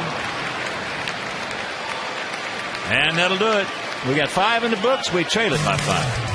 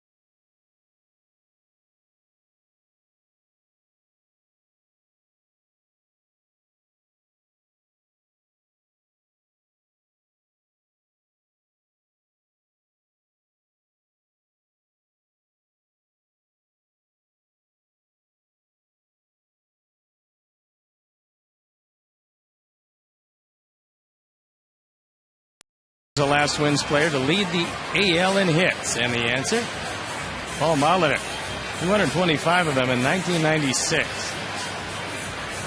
Molitor still shows up at spring training, works with all of their base runners on the art of base running, which is becoming a lost art. And Molitor there teach all of them exactly what to do to get leads. He's not talking that much about base stealing as much as he is about base running, period. And he was a good one. Paul Molitor was a hell of a player. I mean, and he was injured a lot. He became a DH. As here's Mauer. Takes first pitch strike. Mauer doubled in a run in the first, hit a 2-run homer in the second. Then he went out to center. Jammed himself in the fourth. But Molitor was a smart hitter, a great fastball hitter, good high fastball hitter, and a terrific base runner. He teamed up with Robin Yount, and they were 1-2 in the batting order for the Brewers. That was a tough team to face.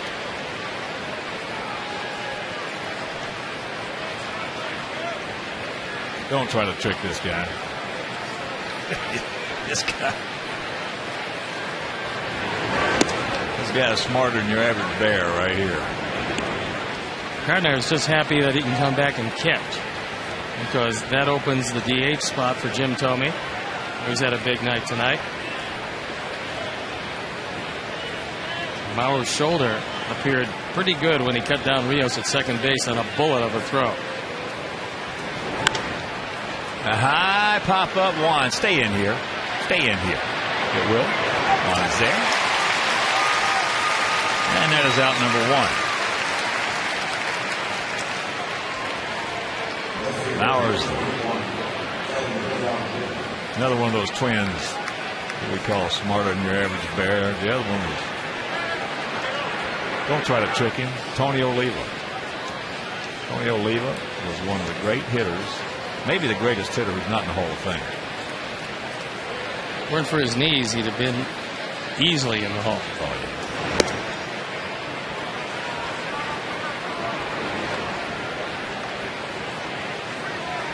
Juan having a little talk with Bill Welke behind the plate. Baker's getting that pitch, we're not. It's just that simple. And that's a little exasperating when you got a one strike zone for one team and another strike zone for another. Not that that's a reason. We made too many bad pitches and they just hammered them. But Bill's a good umpire. He's just not having a good night. And that happens.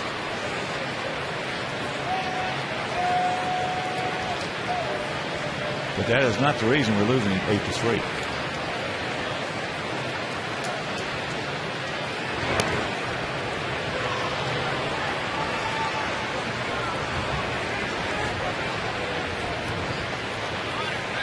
That pitch was called a strike on Konerko.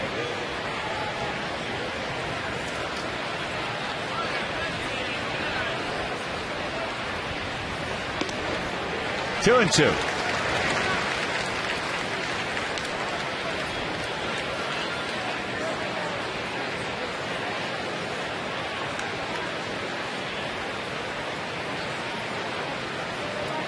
First of three against these guys. First of 6 on this homestand. Finished it off 3 against the Tigers this weekend. Out in front of the plate. That's a fair ball. And that's 2 down. And then it's on the road again. We go over to Minnesota and Kansas City. As we talked about last night, we're going to win this thing the last 3 weeks of the season. Their last 22 games, they got 10 at home, 12 on the road. Our last 22 games, we got 16 at home, 6 on the road. It's going to go down. It's going to be a dogfight right to the end.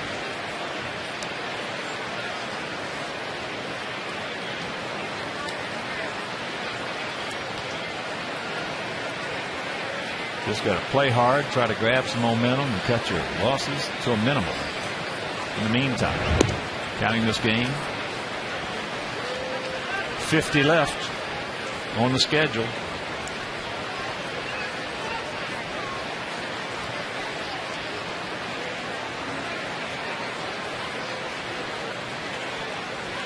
Kubel with a 2-0 count.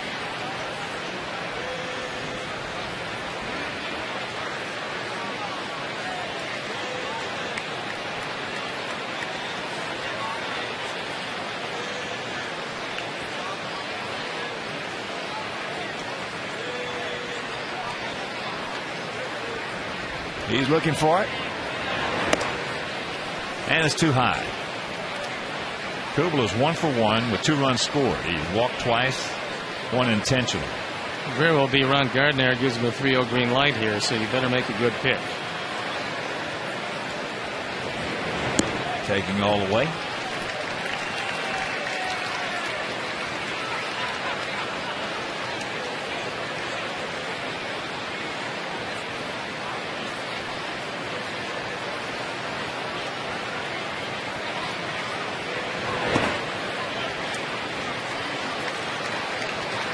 So the 2-out walk.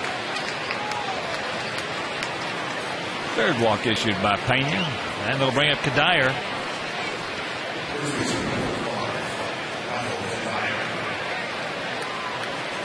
He's 1 for 3, but it was a big one. It might turn out to be the big game blow of this ball game back in the 4th inning. We had 2 out, nobody on, the double by Young, intentional walk to Kubel, and then Kadire with an 0-2 count got a cookie. Fastball right down the middle, and he hit it for the 2-run double. And that ball is killed. That's just a roller. And it is 10-3.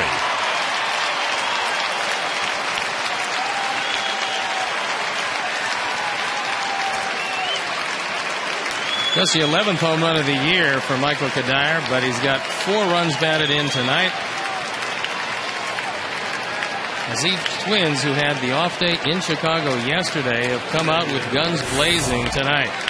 Well, I want to tell you, with the pitches they've had to hit tonight, Valdosta State would have put a lot of runs on the board. Dyer just murdered that ball. It came after the walk to Kubel. And the extra base hit parade rolls right along. Here's Tomey, a homer, a double, and a walk. Yes, there are a lot of guys, a lot of teams going to put a ton of runs on the board with those hangers they've had tonight.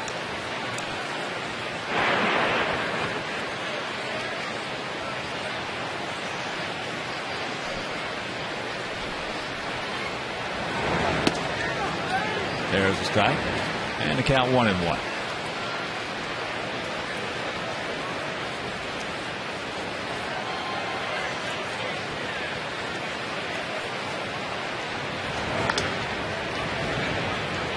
Alexei.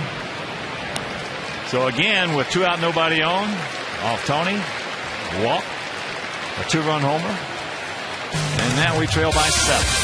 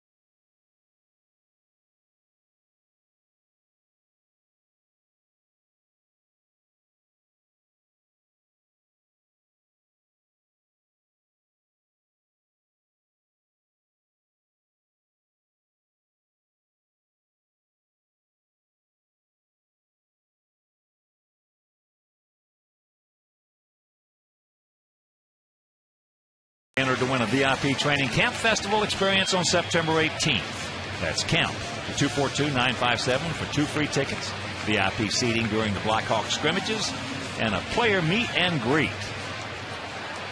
What more can a man ask for right there? A few runs right here.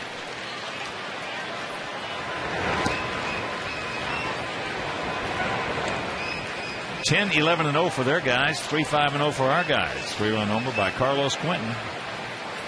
Scott Linebrink loosening up. And the count 2-0.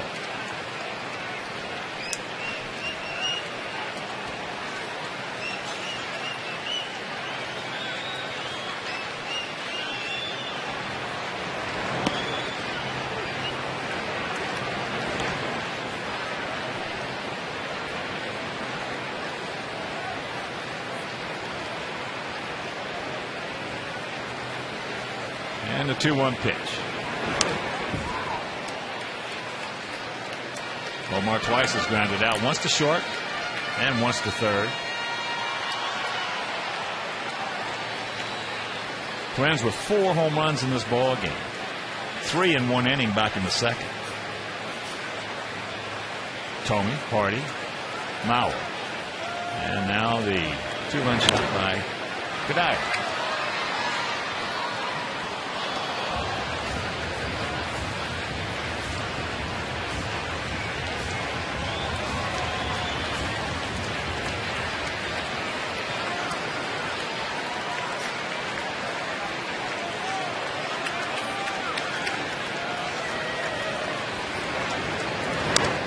And another foul ball.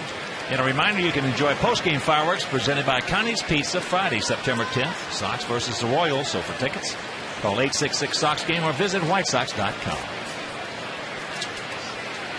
Baker's done it so far with a minimum of pitches.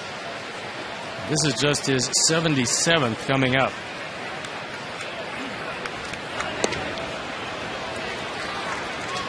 Checks it up in a full count.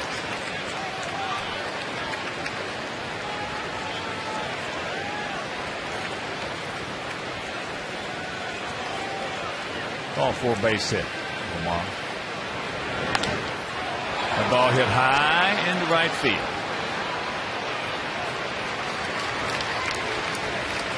Kubel is there. 1 down. So here comes Alex. He's 1 for 2. Had a single back in the first inning. Then he tried to steal second. He got a good jump. But Mauer, a magnificent throw.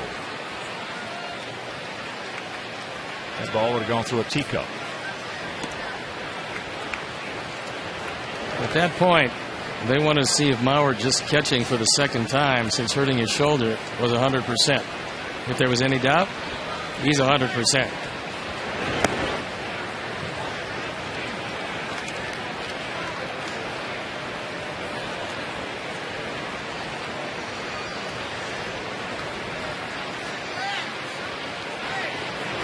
There's a bullet. Down into the corner.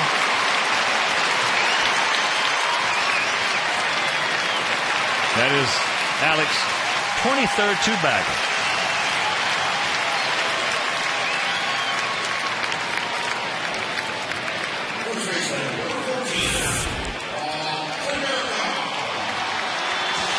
Baker throws a slider here and it doesn't do much. Gets it out over the plate and Alex drives it into left field. He's got away with a lot of sliders like that tonight, but not that one. So here's Polly. He's 1 for 2.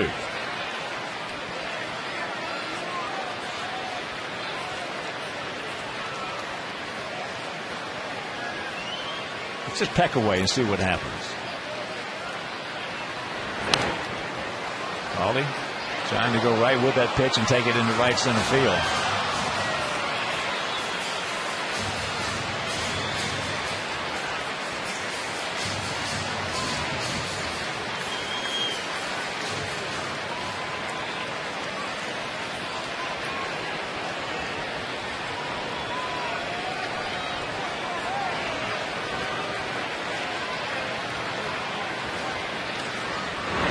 That ball hit deep.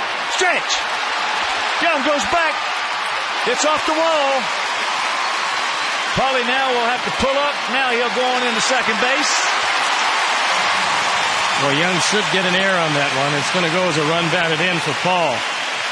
But if that throw is able to be cut off, Paul's going to be held at a very long single. When he saw nobody at second and the rainbow coming in, he took second.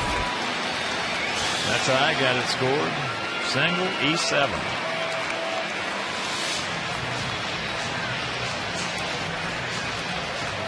Okay. Oh, he took second on the throw, okay. The errant throw.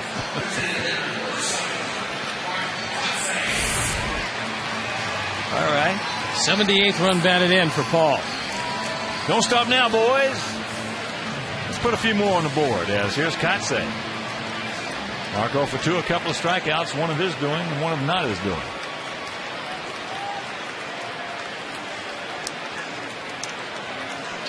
Now they give him the error.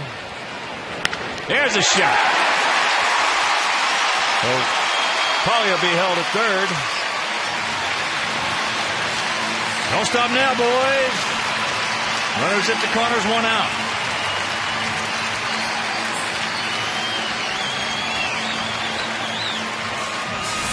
Mark Kotsay joins the hit parade. Baker gets that fastball on the inner third.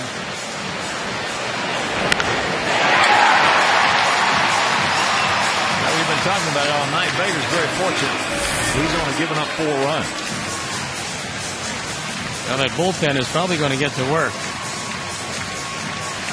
As Rick Anderson comes out, he wants to settle down Scott Baker, who has been hit hard here in the 6th inning. And in this very lively ballpark, on a night when we've seen lots of them go out of the park, this is far less than an insurmountable lead as Matt Guerrero starts loosening in the pen. Runners at the corners, and a golden opportunity for Ramirez, who already has singled and scored a run. Well, one swing of the bat, and we're right back in it again. That's why you never quit. You never give up.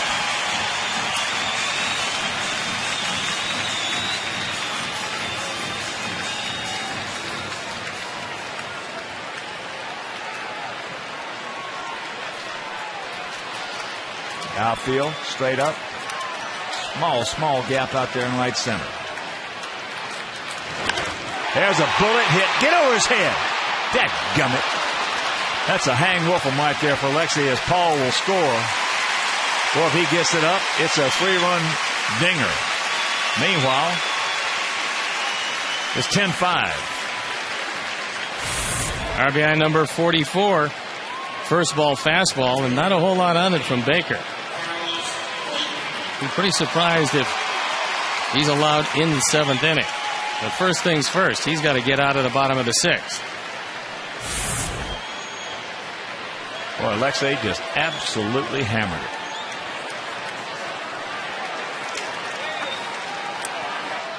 So here's Carlos. Long look in. Carlos 1 for 2. Takes a breaking ball, and in case you missed that hit back in the 2nd inning with a couple aboard.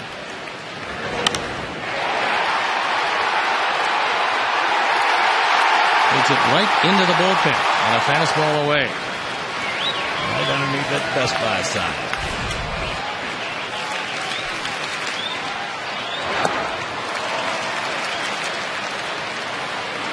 Well, Carlos once again 0-2.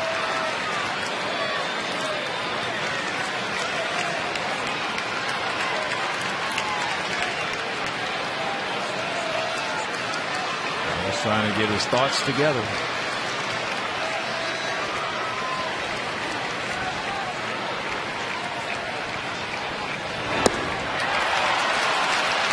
And that'll do it, but we put 2 on the board. And it's a 10-5 Minnesota lead.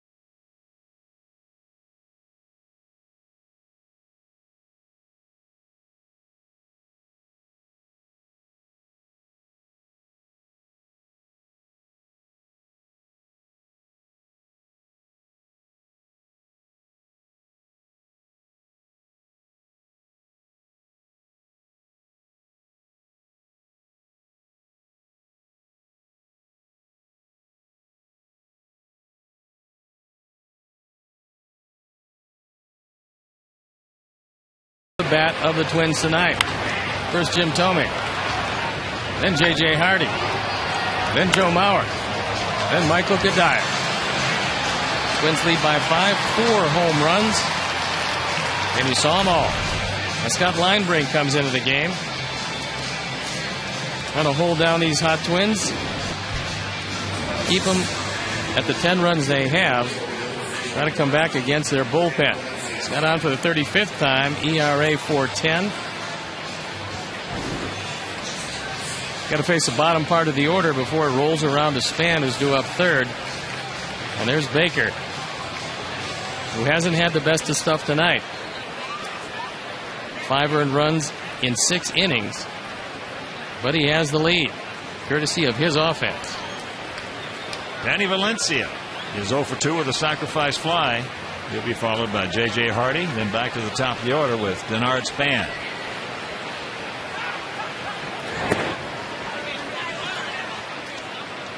Valencia is grounded to third, hit that sacrifice fly to center, and grounded into a 6-4 fielder's choice.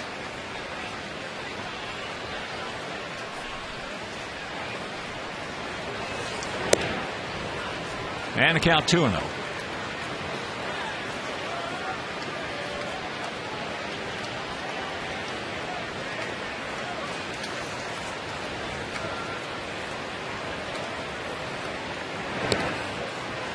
Come on, Scott. No walks, buddy. Let's hold them right there and see if we can come back and get 6 or 7.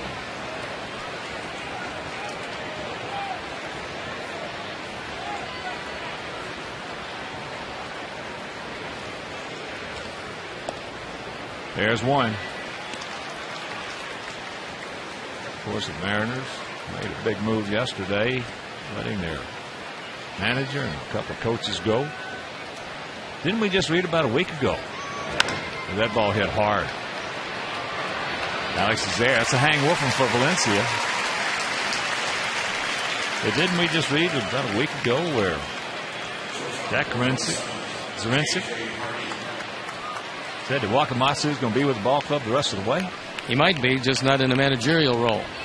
I mean, said he's our guy.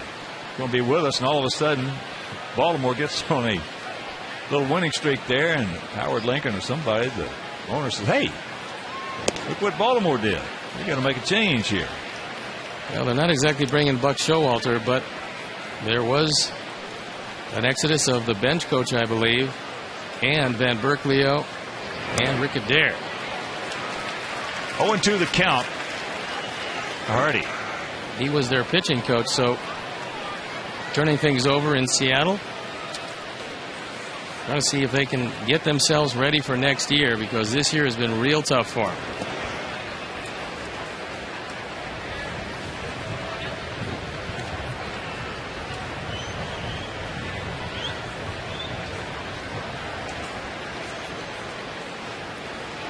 The dreaded vote of confidence.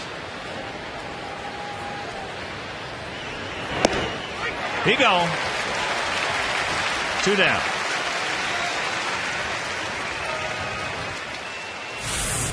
Two up, 2 down for Scott Linebrink.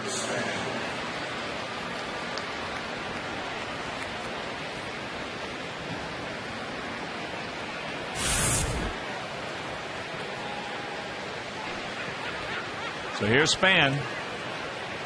He's 1 for 4.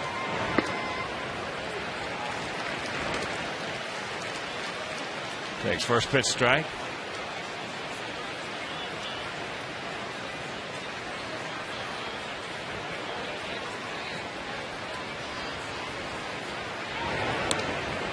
And the count 0-2. Baltimore has won 7 of 8 under Buck Showalter. They scored 14 tonight at Cleveland.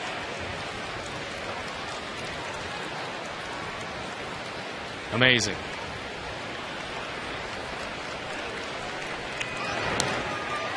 Anybody tells you that they know this game, they're full of bull.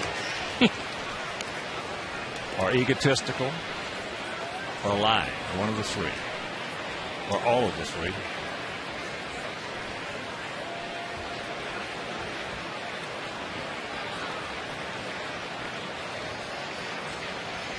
Most beautiful game there is. That's a little high. Then the count 1-2.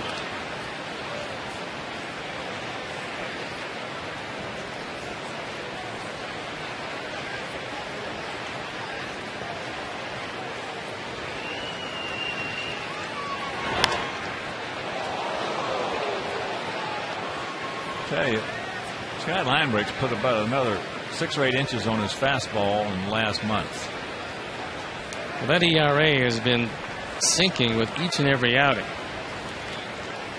That was a line drive rifled into the stands. The young lady might have gotten hit by that one, but she appears to be okay.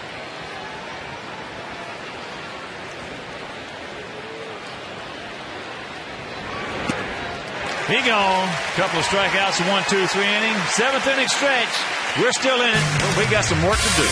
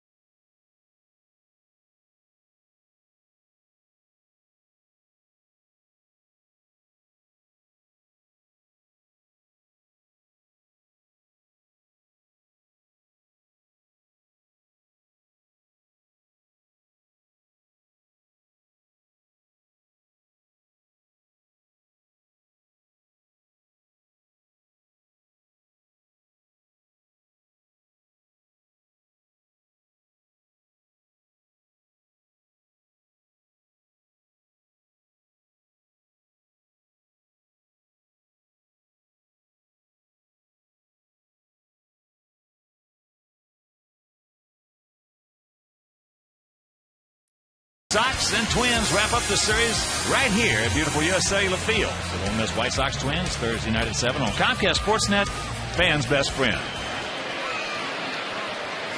Matt Guerrier comes into the game in relief of Scott Baker. We got some skydivers before the game, did a great job, and here they are. You guys enjoying yourselves? Did a great job, fellas. And lady, I did. All right. And they all made it in the park. Way to go. On their feet. You got to tell you couldn't have pulled a grease tee out of my behind with a pair of pliers jumping out of that plane trying to hit this ballpark. Here they are. As 1-1 to count right here to Ramon Castro. Ramon is 1 for 2.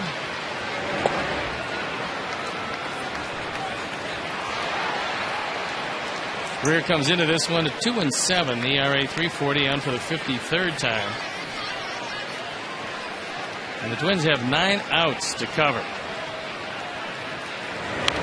Oh, just underneath it.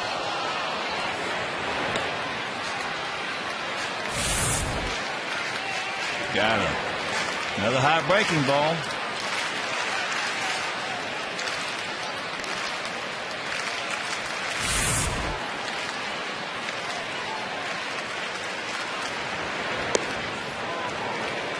Tried to ace him right there, and the count 2-2. 10-11-1 for their guys, 5-8-0 for our guys. Stone Pony told you earlier, this ballpark is playing small tonight. Anything can happen. But you got to have some men on base. Delmon Young is playing as shallow as anybody has for Ramon Castro. He's got some big-time power. Well, he's thinking about what we were talking about. This ballpark playing this short, you might as well come in because anything over your head is probably going to be out of here. Valencia.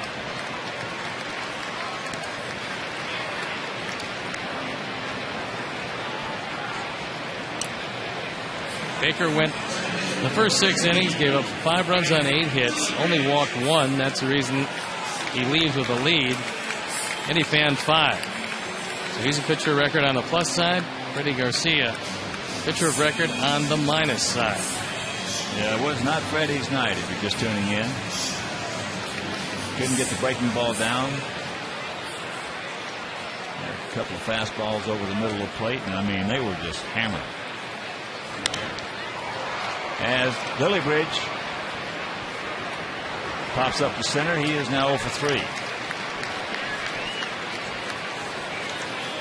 And a reminder, you can visit the official online shop of the White Sox. You can browse the largest selection of official gear, including the latest apparel, nostalgic memorabilia, and authentic classics for the whole family.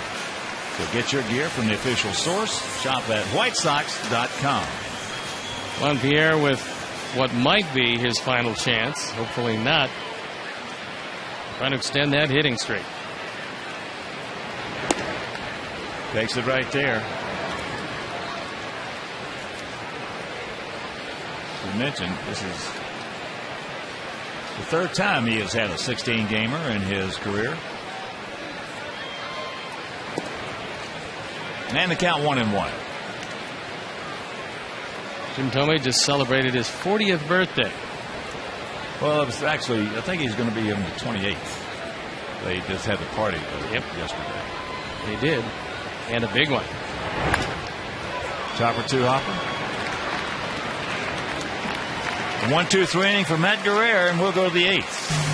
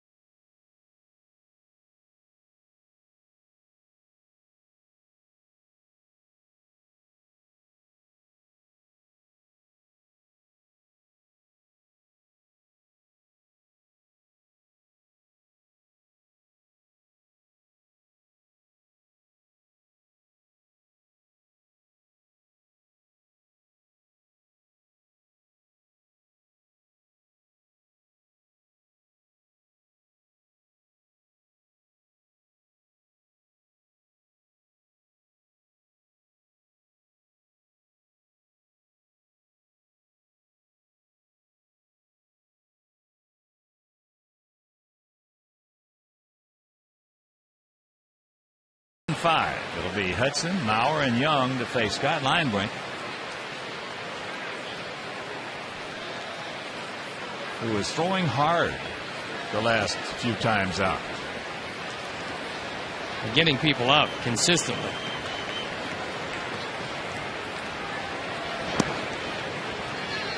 Well, guys really don't care how hard you throw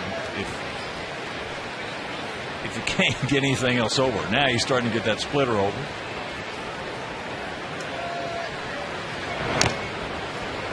Went right off Castro's mask. Bill Welke will come out and give Ramon a chance to get his wits about him. One thing about our catching tandem of A.J. and Ramon, those are two big men. Very big. Consequently, they get hit a lot with foul balls. Yeah, when you occupy that much space, you do the math. Here's the other half of the catching tandem.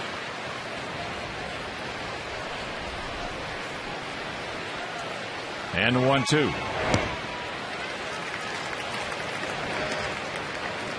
Well, now they had 1 and 2. It's 2 and 1. Now it's 2 and 2.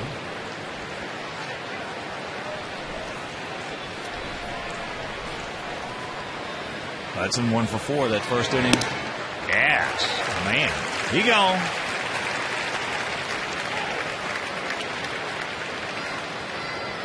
Three strikeouts for Scott of the 4 hitters he's faced.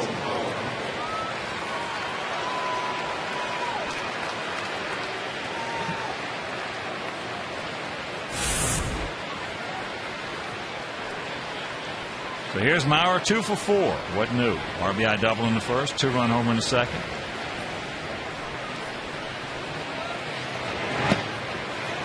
And takes strike 1.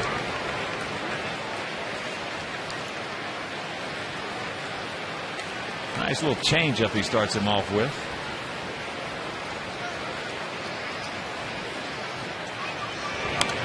Watch out.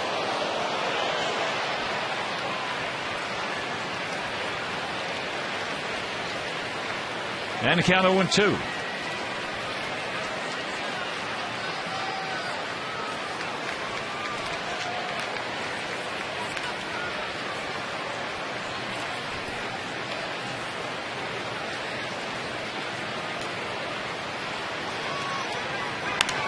Ball hit hard. I'll tell you how hard. Alexei's been catching just about everything at shortstop. And that ball took its first hop off the dirt and just skidded by him. High fastball. Out away. Wrong guy to throw it to. He hasn't missed many of these during the course of his illustrious career to this point. From the middle out, he is devastating. Middle in, you got a chance. It's just that simple. And that one got a piece of Castro and looked like it got Bill Welke. Wow. How big? Bill's a big, strong guy, but I don't care how big and strong you are. That off the right shoulder. Gets your attention right there. Hopefully he'll be all right.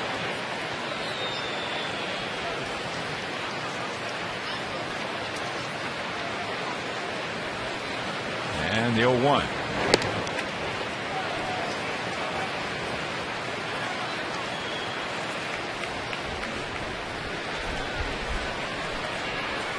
Made a good pitch and didn't get it.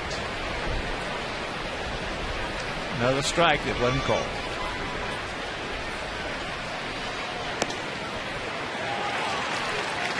1-2.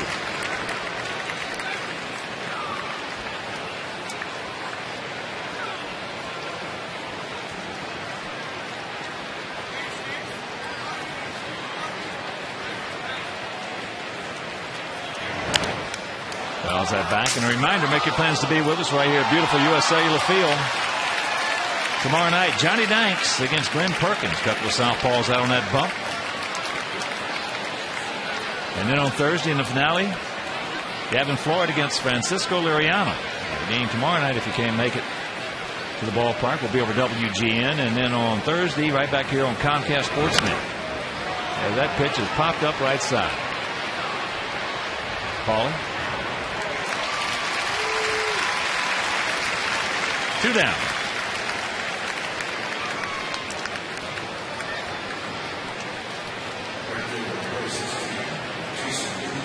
And here comes Kubel. He is 1 for 1 with 3 runs scored. He has been walked 3 times.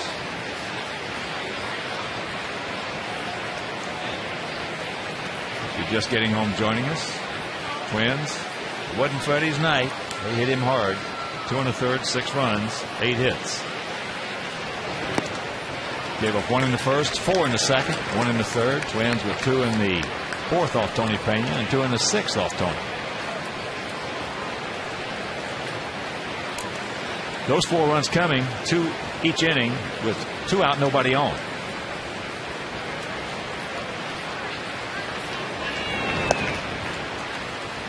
One and 1 to count.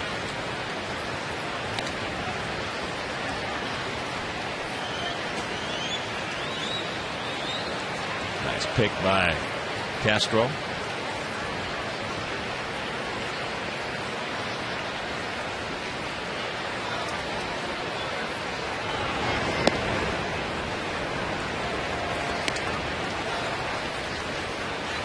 Two and 1. Big gap out there in left center.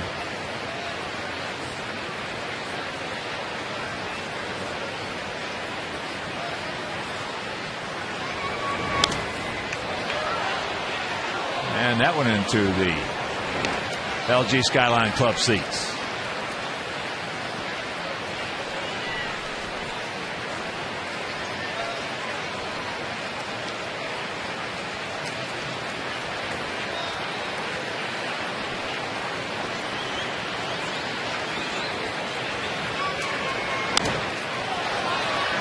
And another foul back. And this weekend on Friday, Saturday, and Sunday, 3-game set against the Tigers. On Friday, Mark Burley against Jeremy Bonderman. Saturday, Edwin Jackson against Rick Porcello. And on Sunday, Freddie Garcia against Armando Galarraga.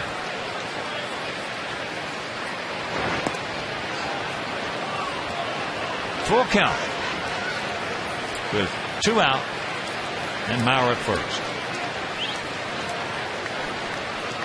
So for the second Tiger series in a row, we're going to miss Verlander.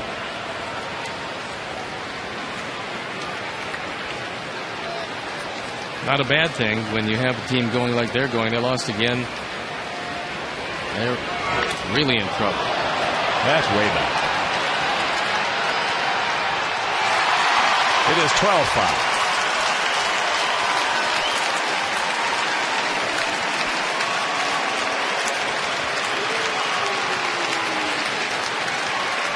$16 homers, 70 driven in.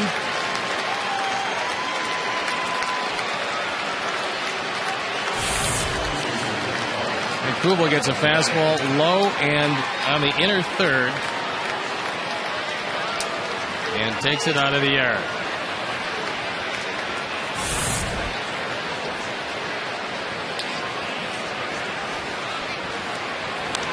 And that is fouled back by Kadire. Well, they've scored 8 of the 12 runs tonight with 2 out.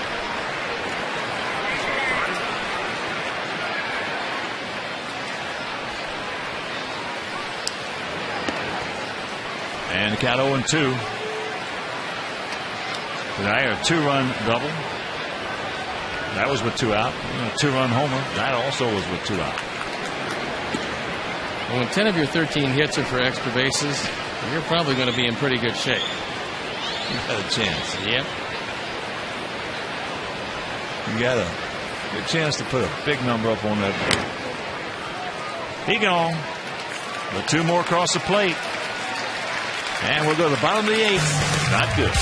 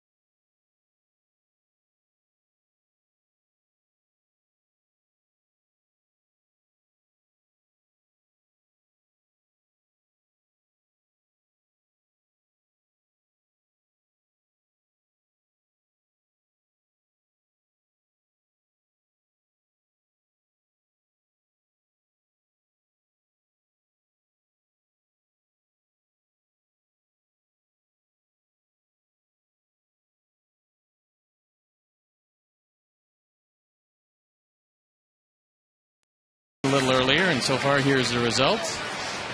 You can see that 3 or 4 is just shading 2 or fewer. It's not a good sign, but you can text A, B, or C to 53695. And final results will be shown on the U.S. Cellular post-game show.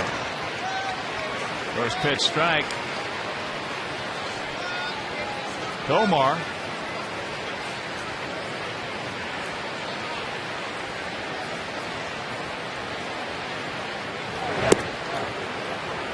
And count 1-1. Omar 0 for 3 tonight. A grounder to short, a grounder to third, and a fly out to left.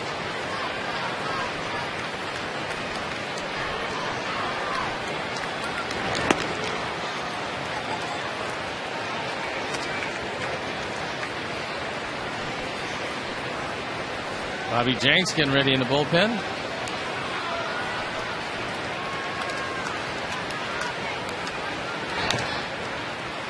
Fouls that one down to even the count at 2.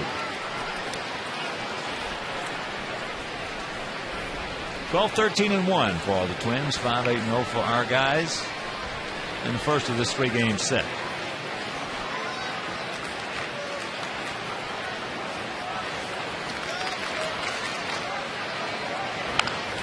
Off the end of the bat. Valencia got a barehanded to make a beautiful play. Out number 1. Normally you'd think this would turn into a base hit. Not much into the swing. Danny Valencia comes on. Bare hand, throw in one motion, and gets it there in plenty of time. Here's Alex. He's 2 for 3 with a run scored.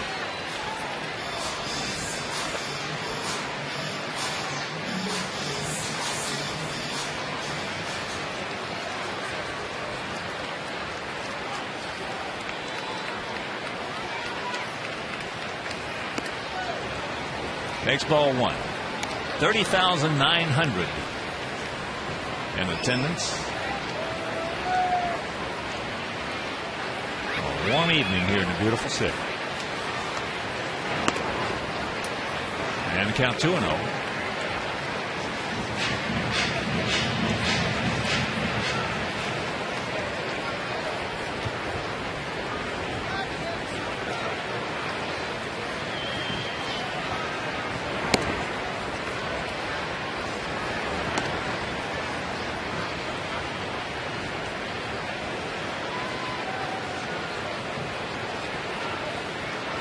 Former Sox farmhand Matt Guerrero with a 2-1 pitch.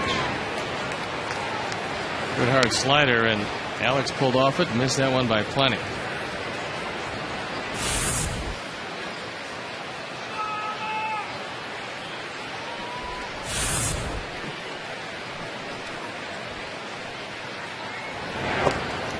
Full count.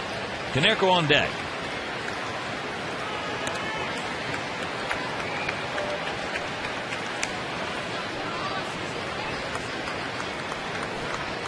(12-5) Minnesota. That ball hit hard. And it takes a little nosedive to Kubel. And that's out number 2.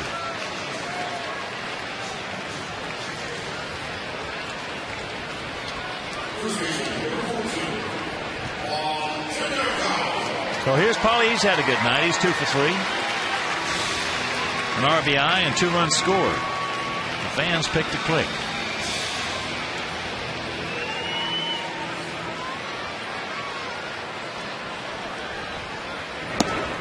Takes first pitch strike. Let's get him finished, Paulie. Get on 2 out. They scored 8 runs tonight with 2 out. Let's do a little bit ourselves right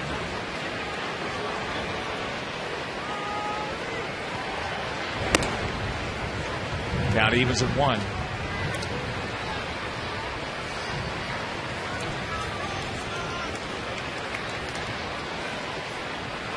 Top of the 8th inning down at Rangers Field. In Arlington, Texas leading the Yankees 3-2.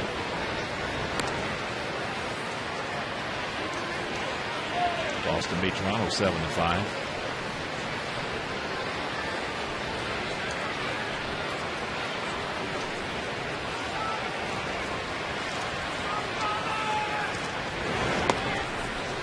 Texas coming into tonight with an 8-game lead over Oakland, 8.5 over the Halos. Yankees with a 1.5 game lead over Tampa Bay.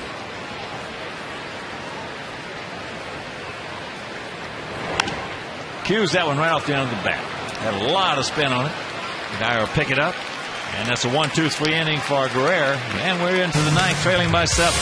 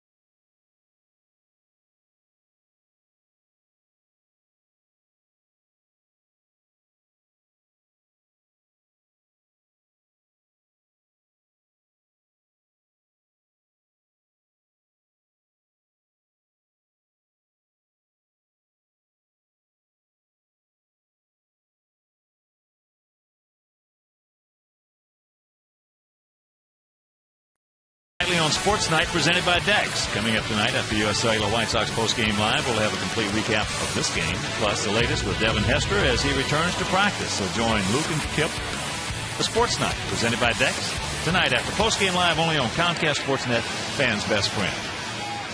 Bobby Jenks comes into the game, trying to get an inning of work to get the feel back again. 1-3, ERA 5.13 on for the 44th time. He'll try to subdue Jim Thome, who's had a big night, as have most of these Twins. Thome a homer, leading off the second, his 15th of the year, and 579th of his career.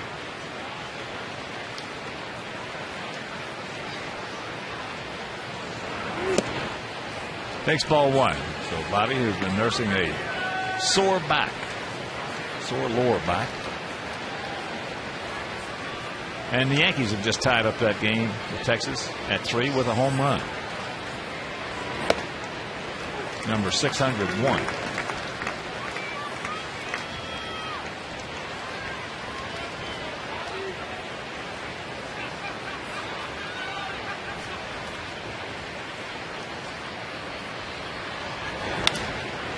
Change up. 2 hop. Omar. 1 out.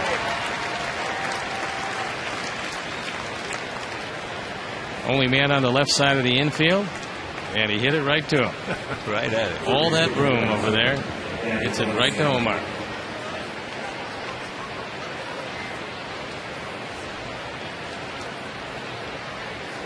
There's Valencia. 0 for 3 with a sacrifice fly.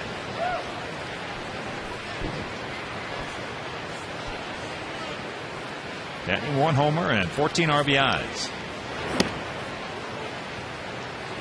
Takes first pitch, strike.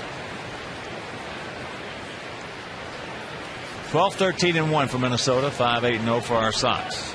John Roush, former closer of these Twins, listening in the pen.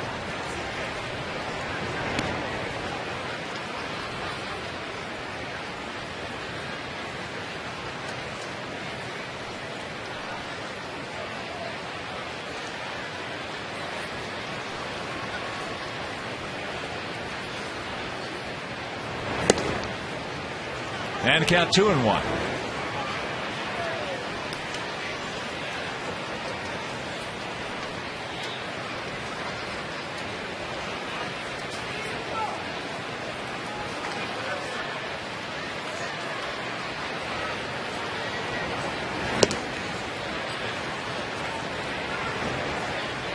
Three balls and a strike. The young 25-year-old third baseman last year at Rochester. 286, 7 homers, 41 knocked in, and 71 games.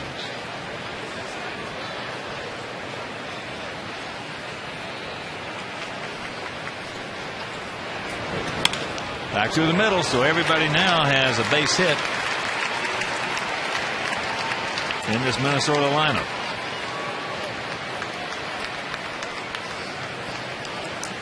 The question that Ron Gardner had with Danny Valencia was, would he be able to play third base defensively? They spent all spring working him out extra, and it's turned into wonders at third base. Plus, he's been swinging the bat and giving them all they need over there.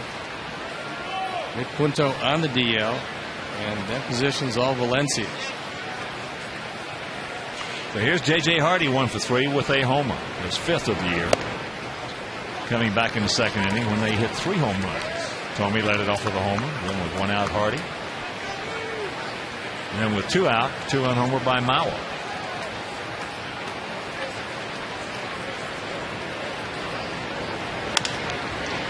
Chopper to Hopper.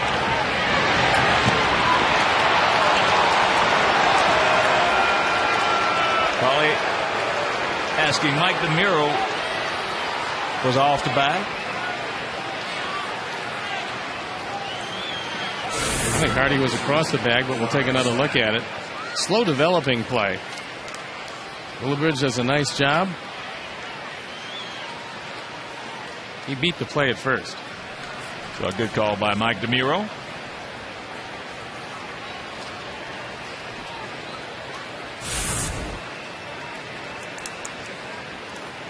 And here's Denard Span. He's 1 for 5. Takes down low. Johnny Danks tomorrow night against Glenn Perkins.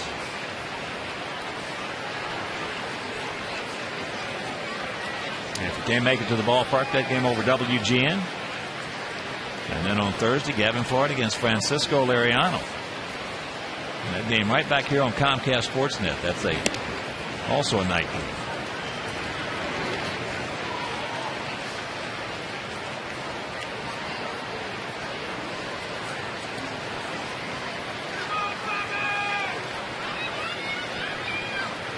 Gap out there in right center.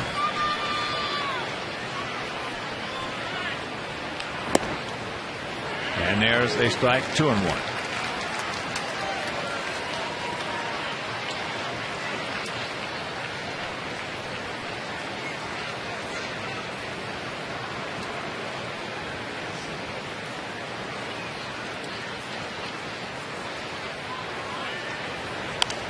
Watch out.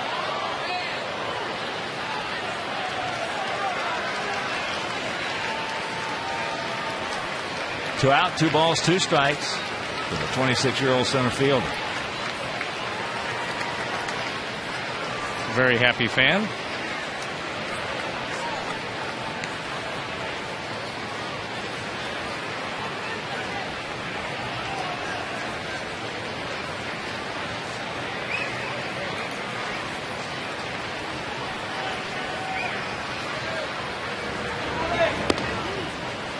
And another full count.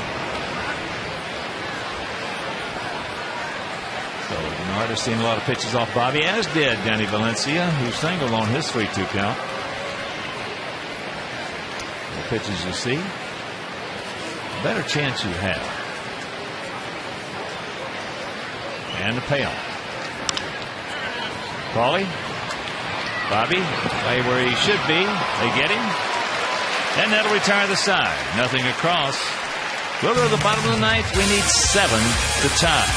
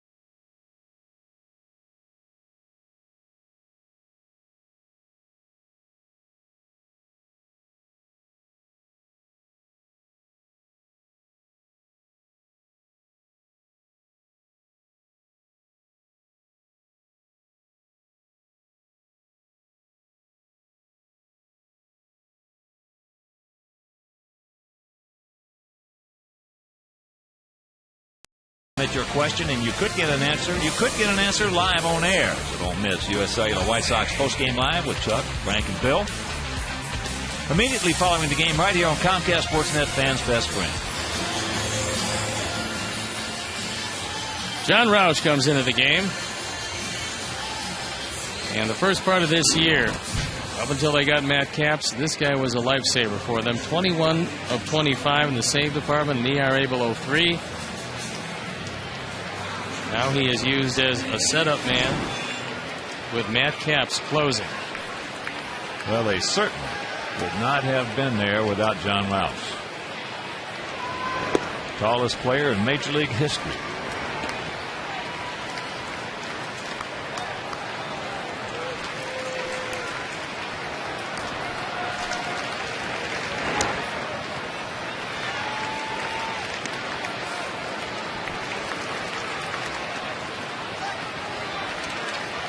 One and one to count.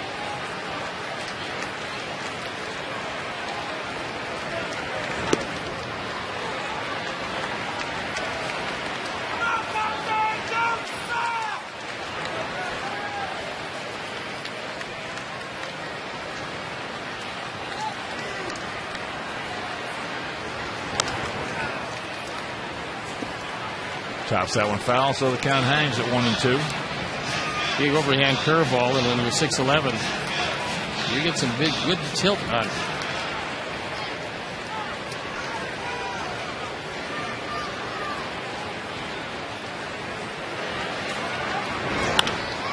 And he beats him with a base hit right there. Katse now 2 for 4.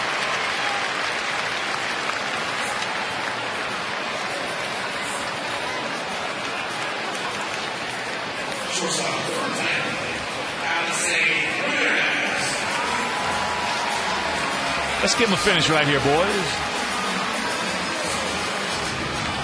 Alexei's 1 for 2 with a sacrifice fly and a run score.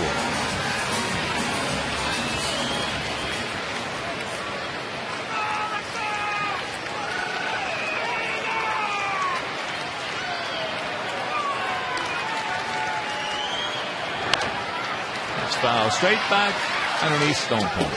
A little too far out of his reach. All right, he would have caught that with a pair of tweezers. That one came back very softly. Very softly.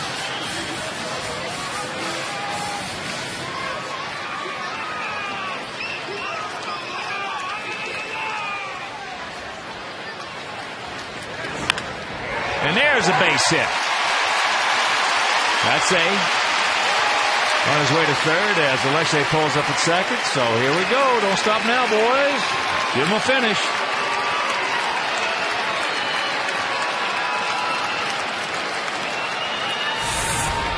#20th two-bagger.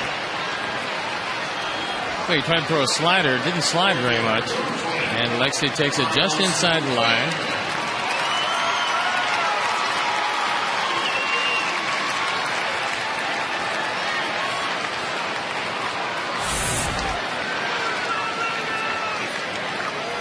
Carlos, 1 for 3, a 3-run homer back in the second inning. Boy, that seemed like a long time ago.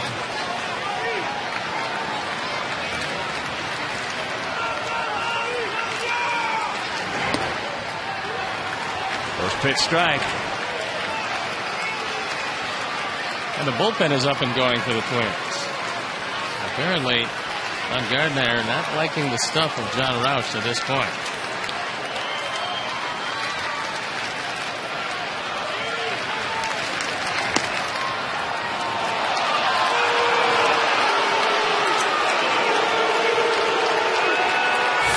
Not overly happy with the call of Bill Welke. A lot of our guys have not been, especially our pitchers tonight. As I said, Bill's a good umpire, and he has not had a good night. But that is not the reason that we're losing 12-5.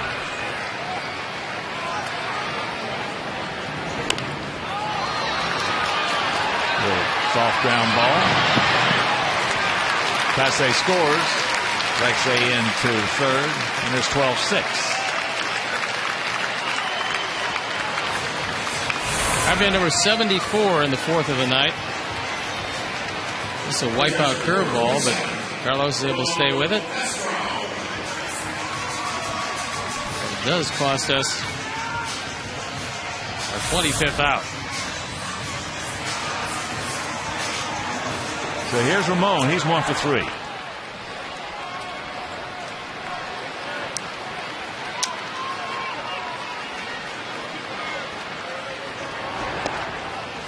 Curveball strike. Lillibridge on deck.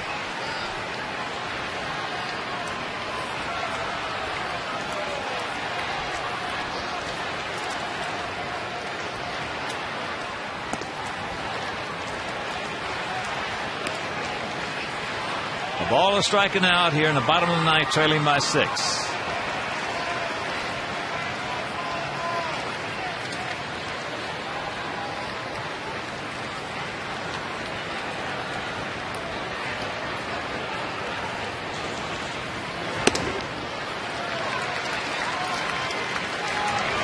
That fastball at 93 upstairs, 2-1.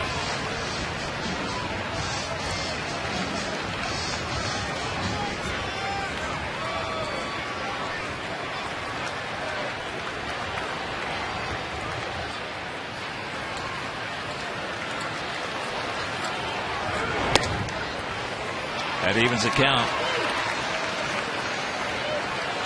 6-11. I don't know if he's still into it, but when he was with us, Roush had made his home in Phoenix at the time. Loved to work on car engines.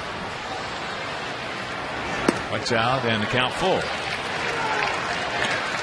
All 4 base hit, Ramon. Keep it going, buddy. And Lillibridge looking for his first hit of the night on deck.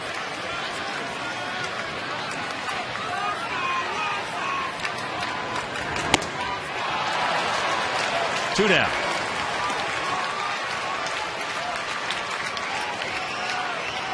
Good to see Brent keep it alive just so Juan Pierre will have one more opportunity at extending that hitting streak to 17 games.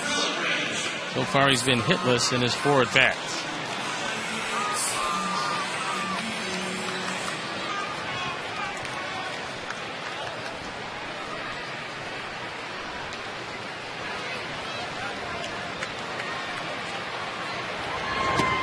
First pitch strike.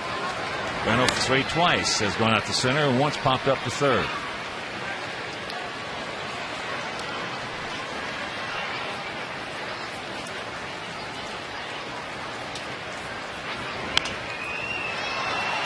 Souvenir right side, and very quickly the count 0-2. So we're down to our last bullet.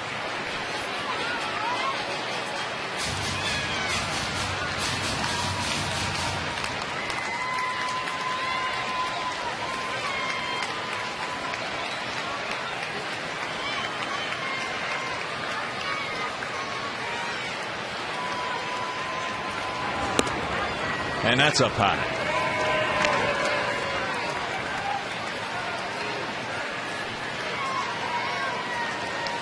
There's a good manager right there, Ron Gardner. One of the better ones.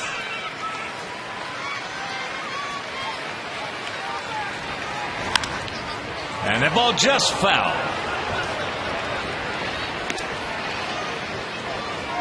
So the count hangs at 1-2.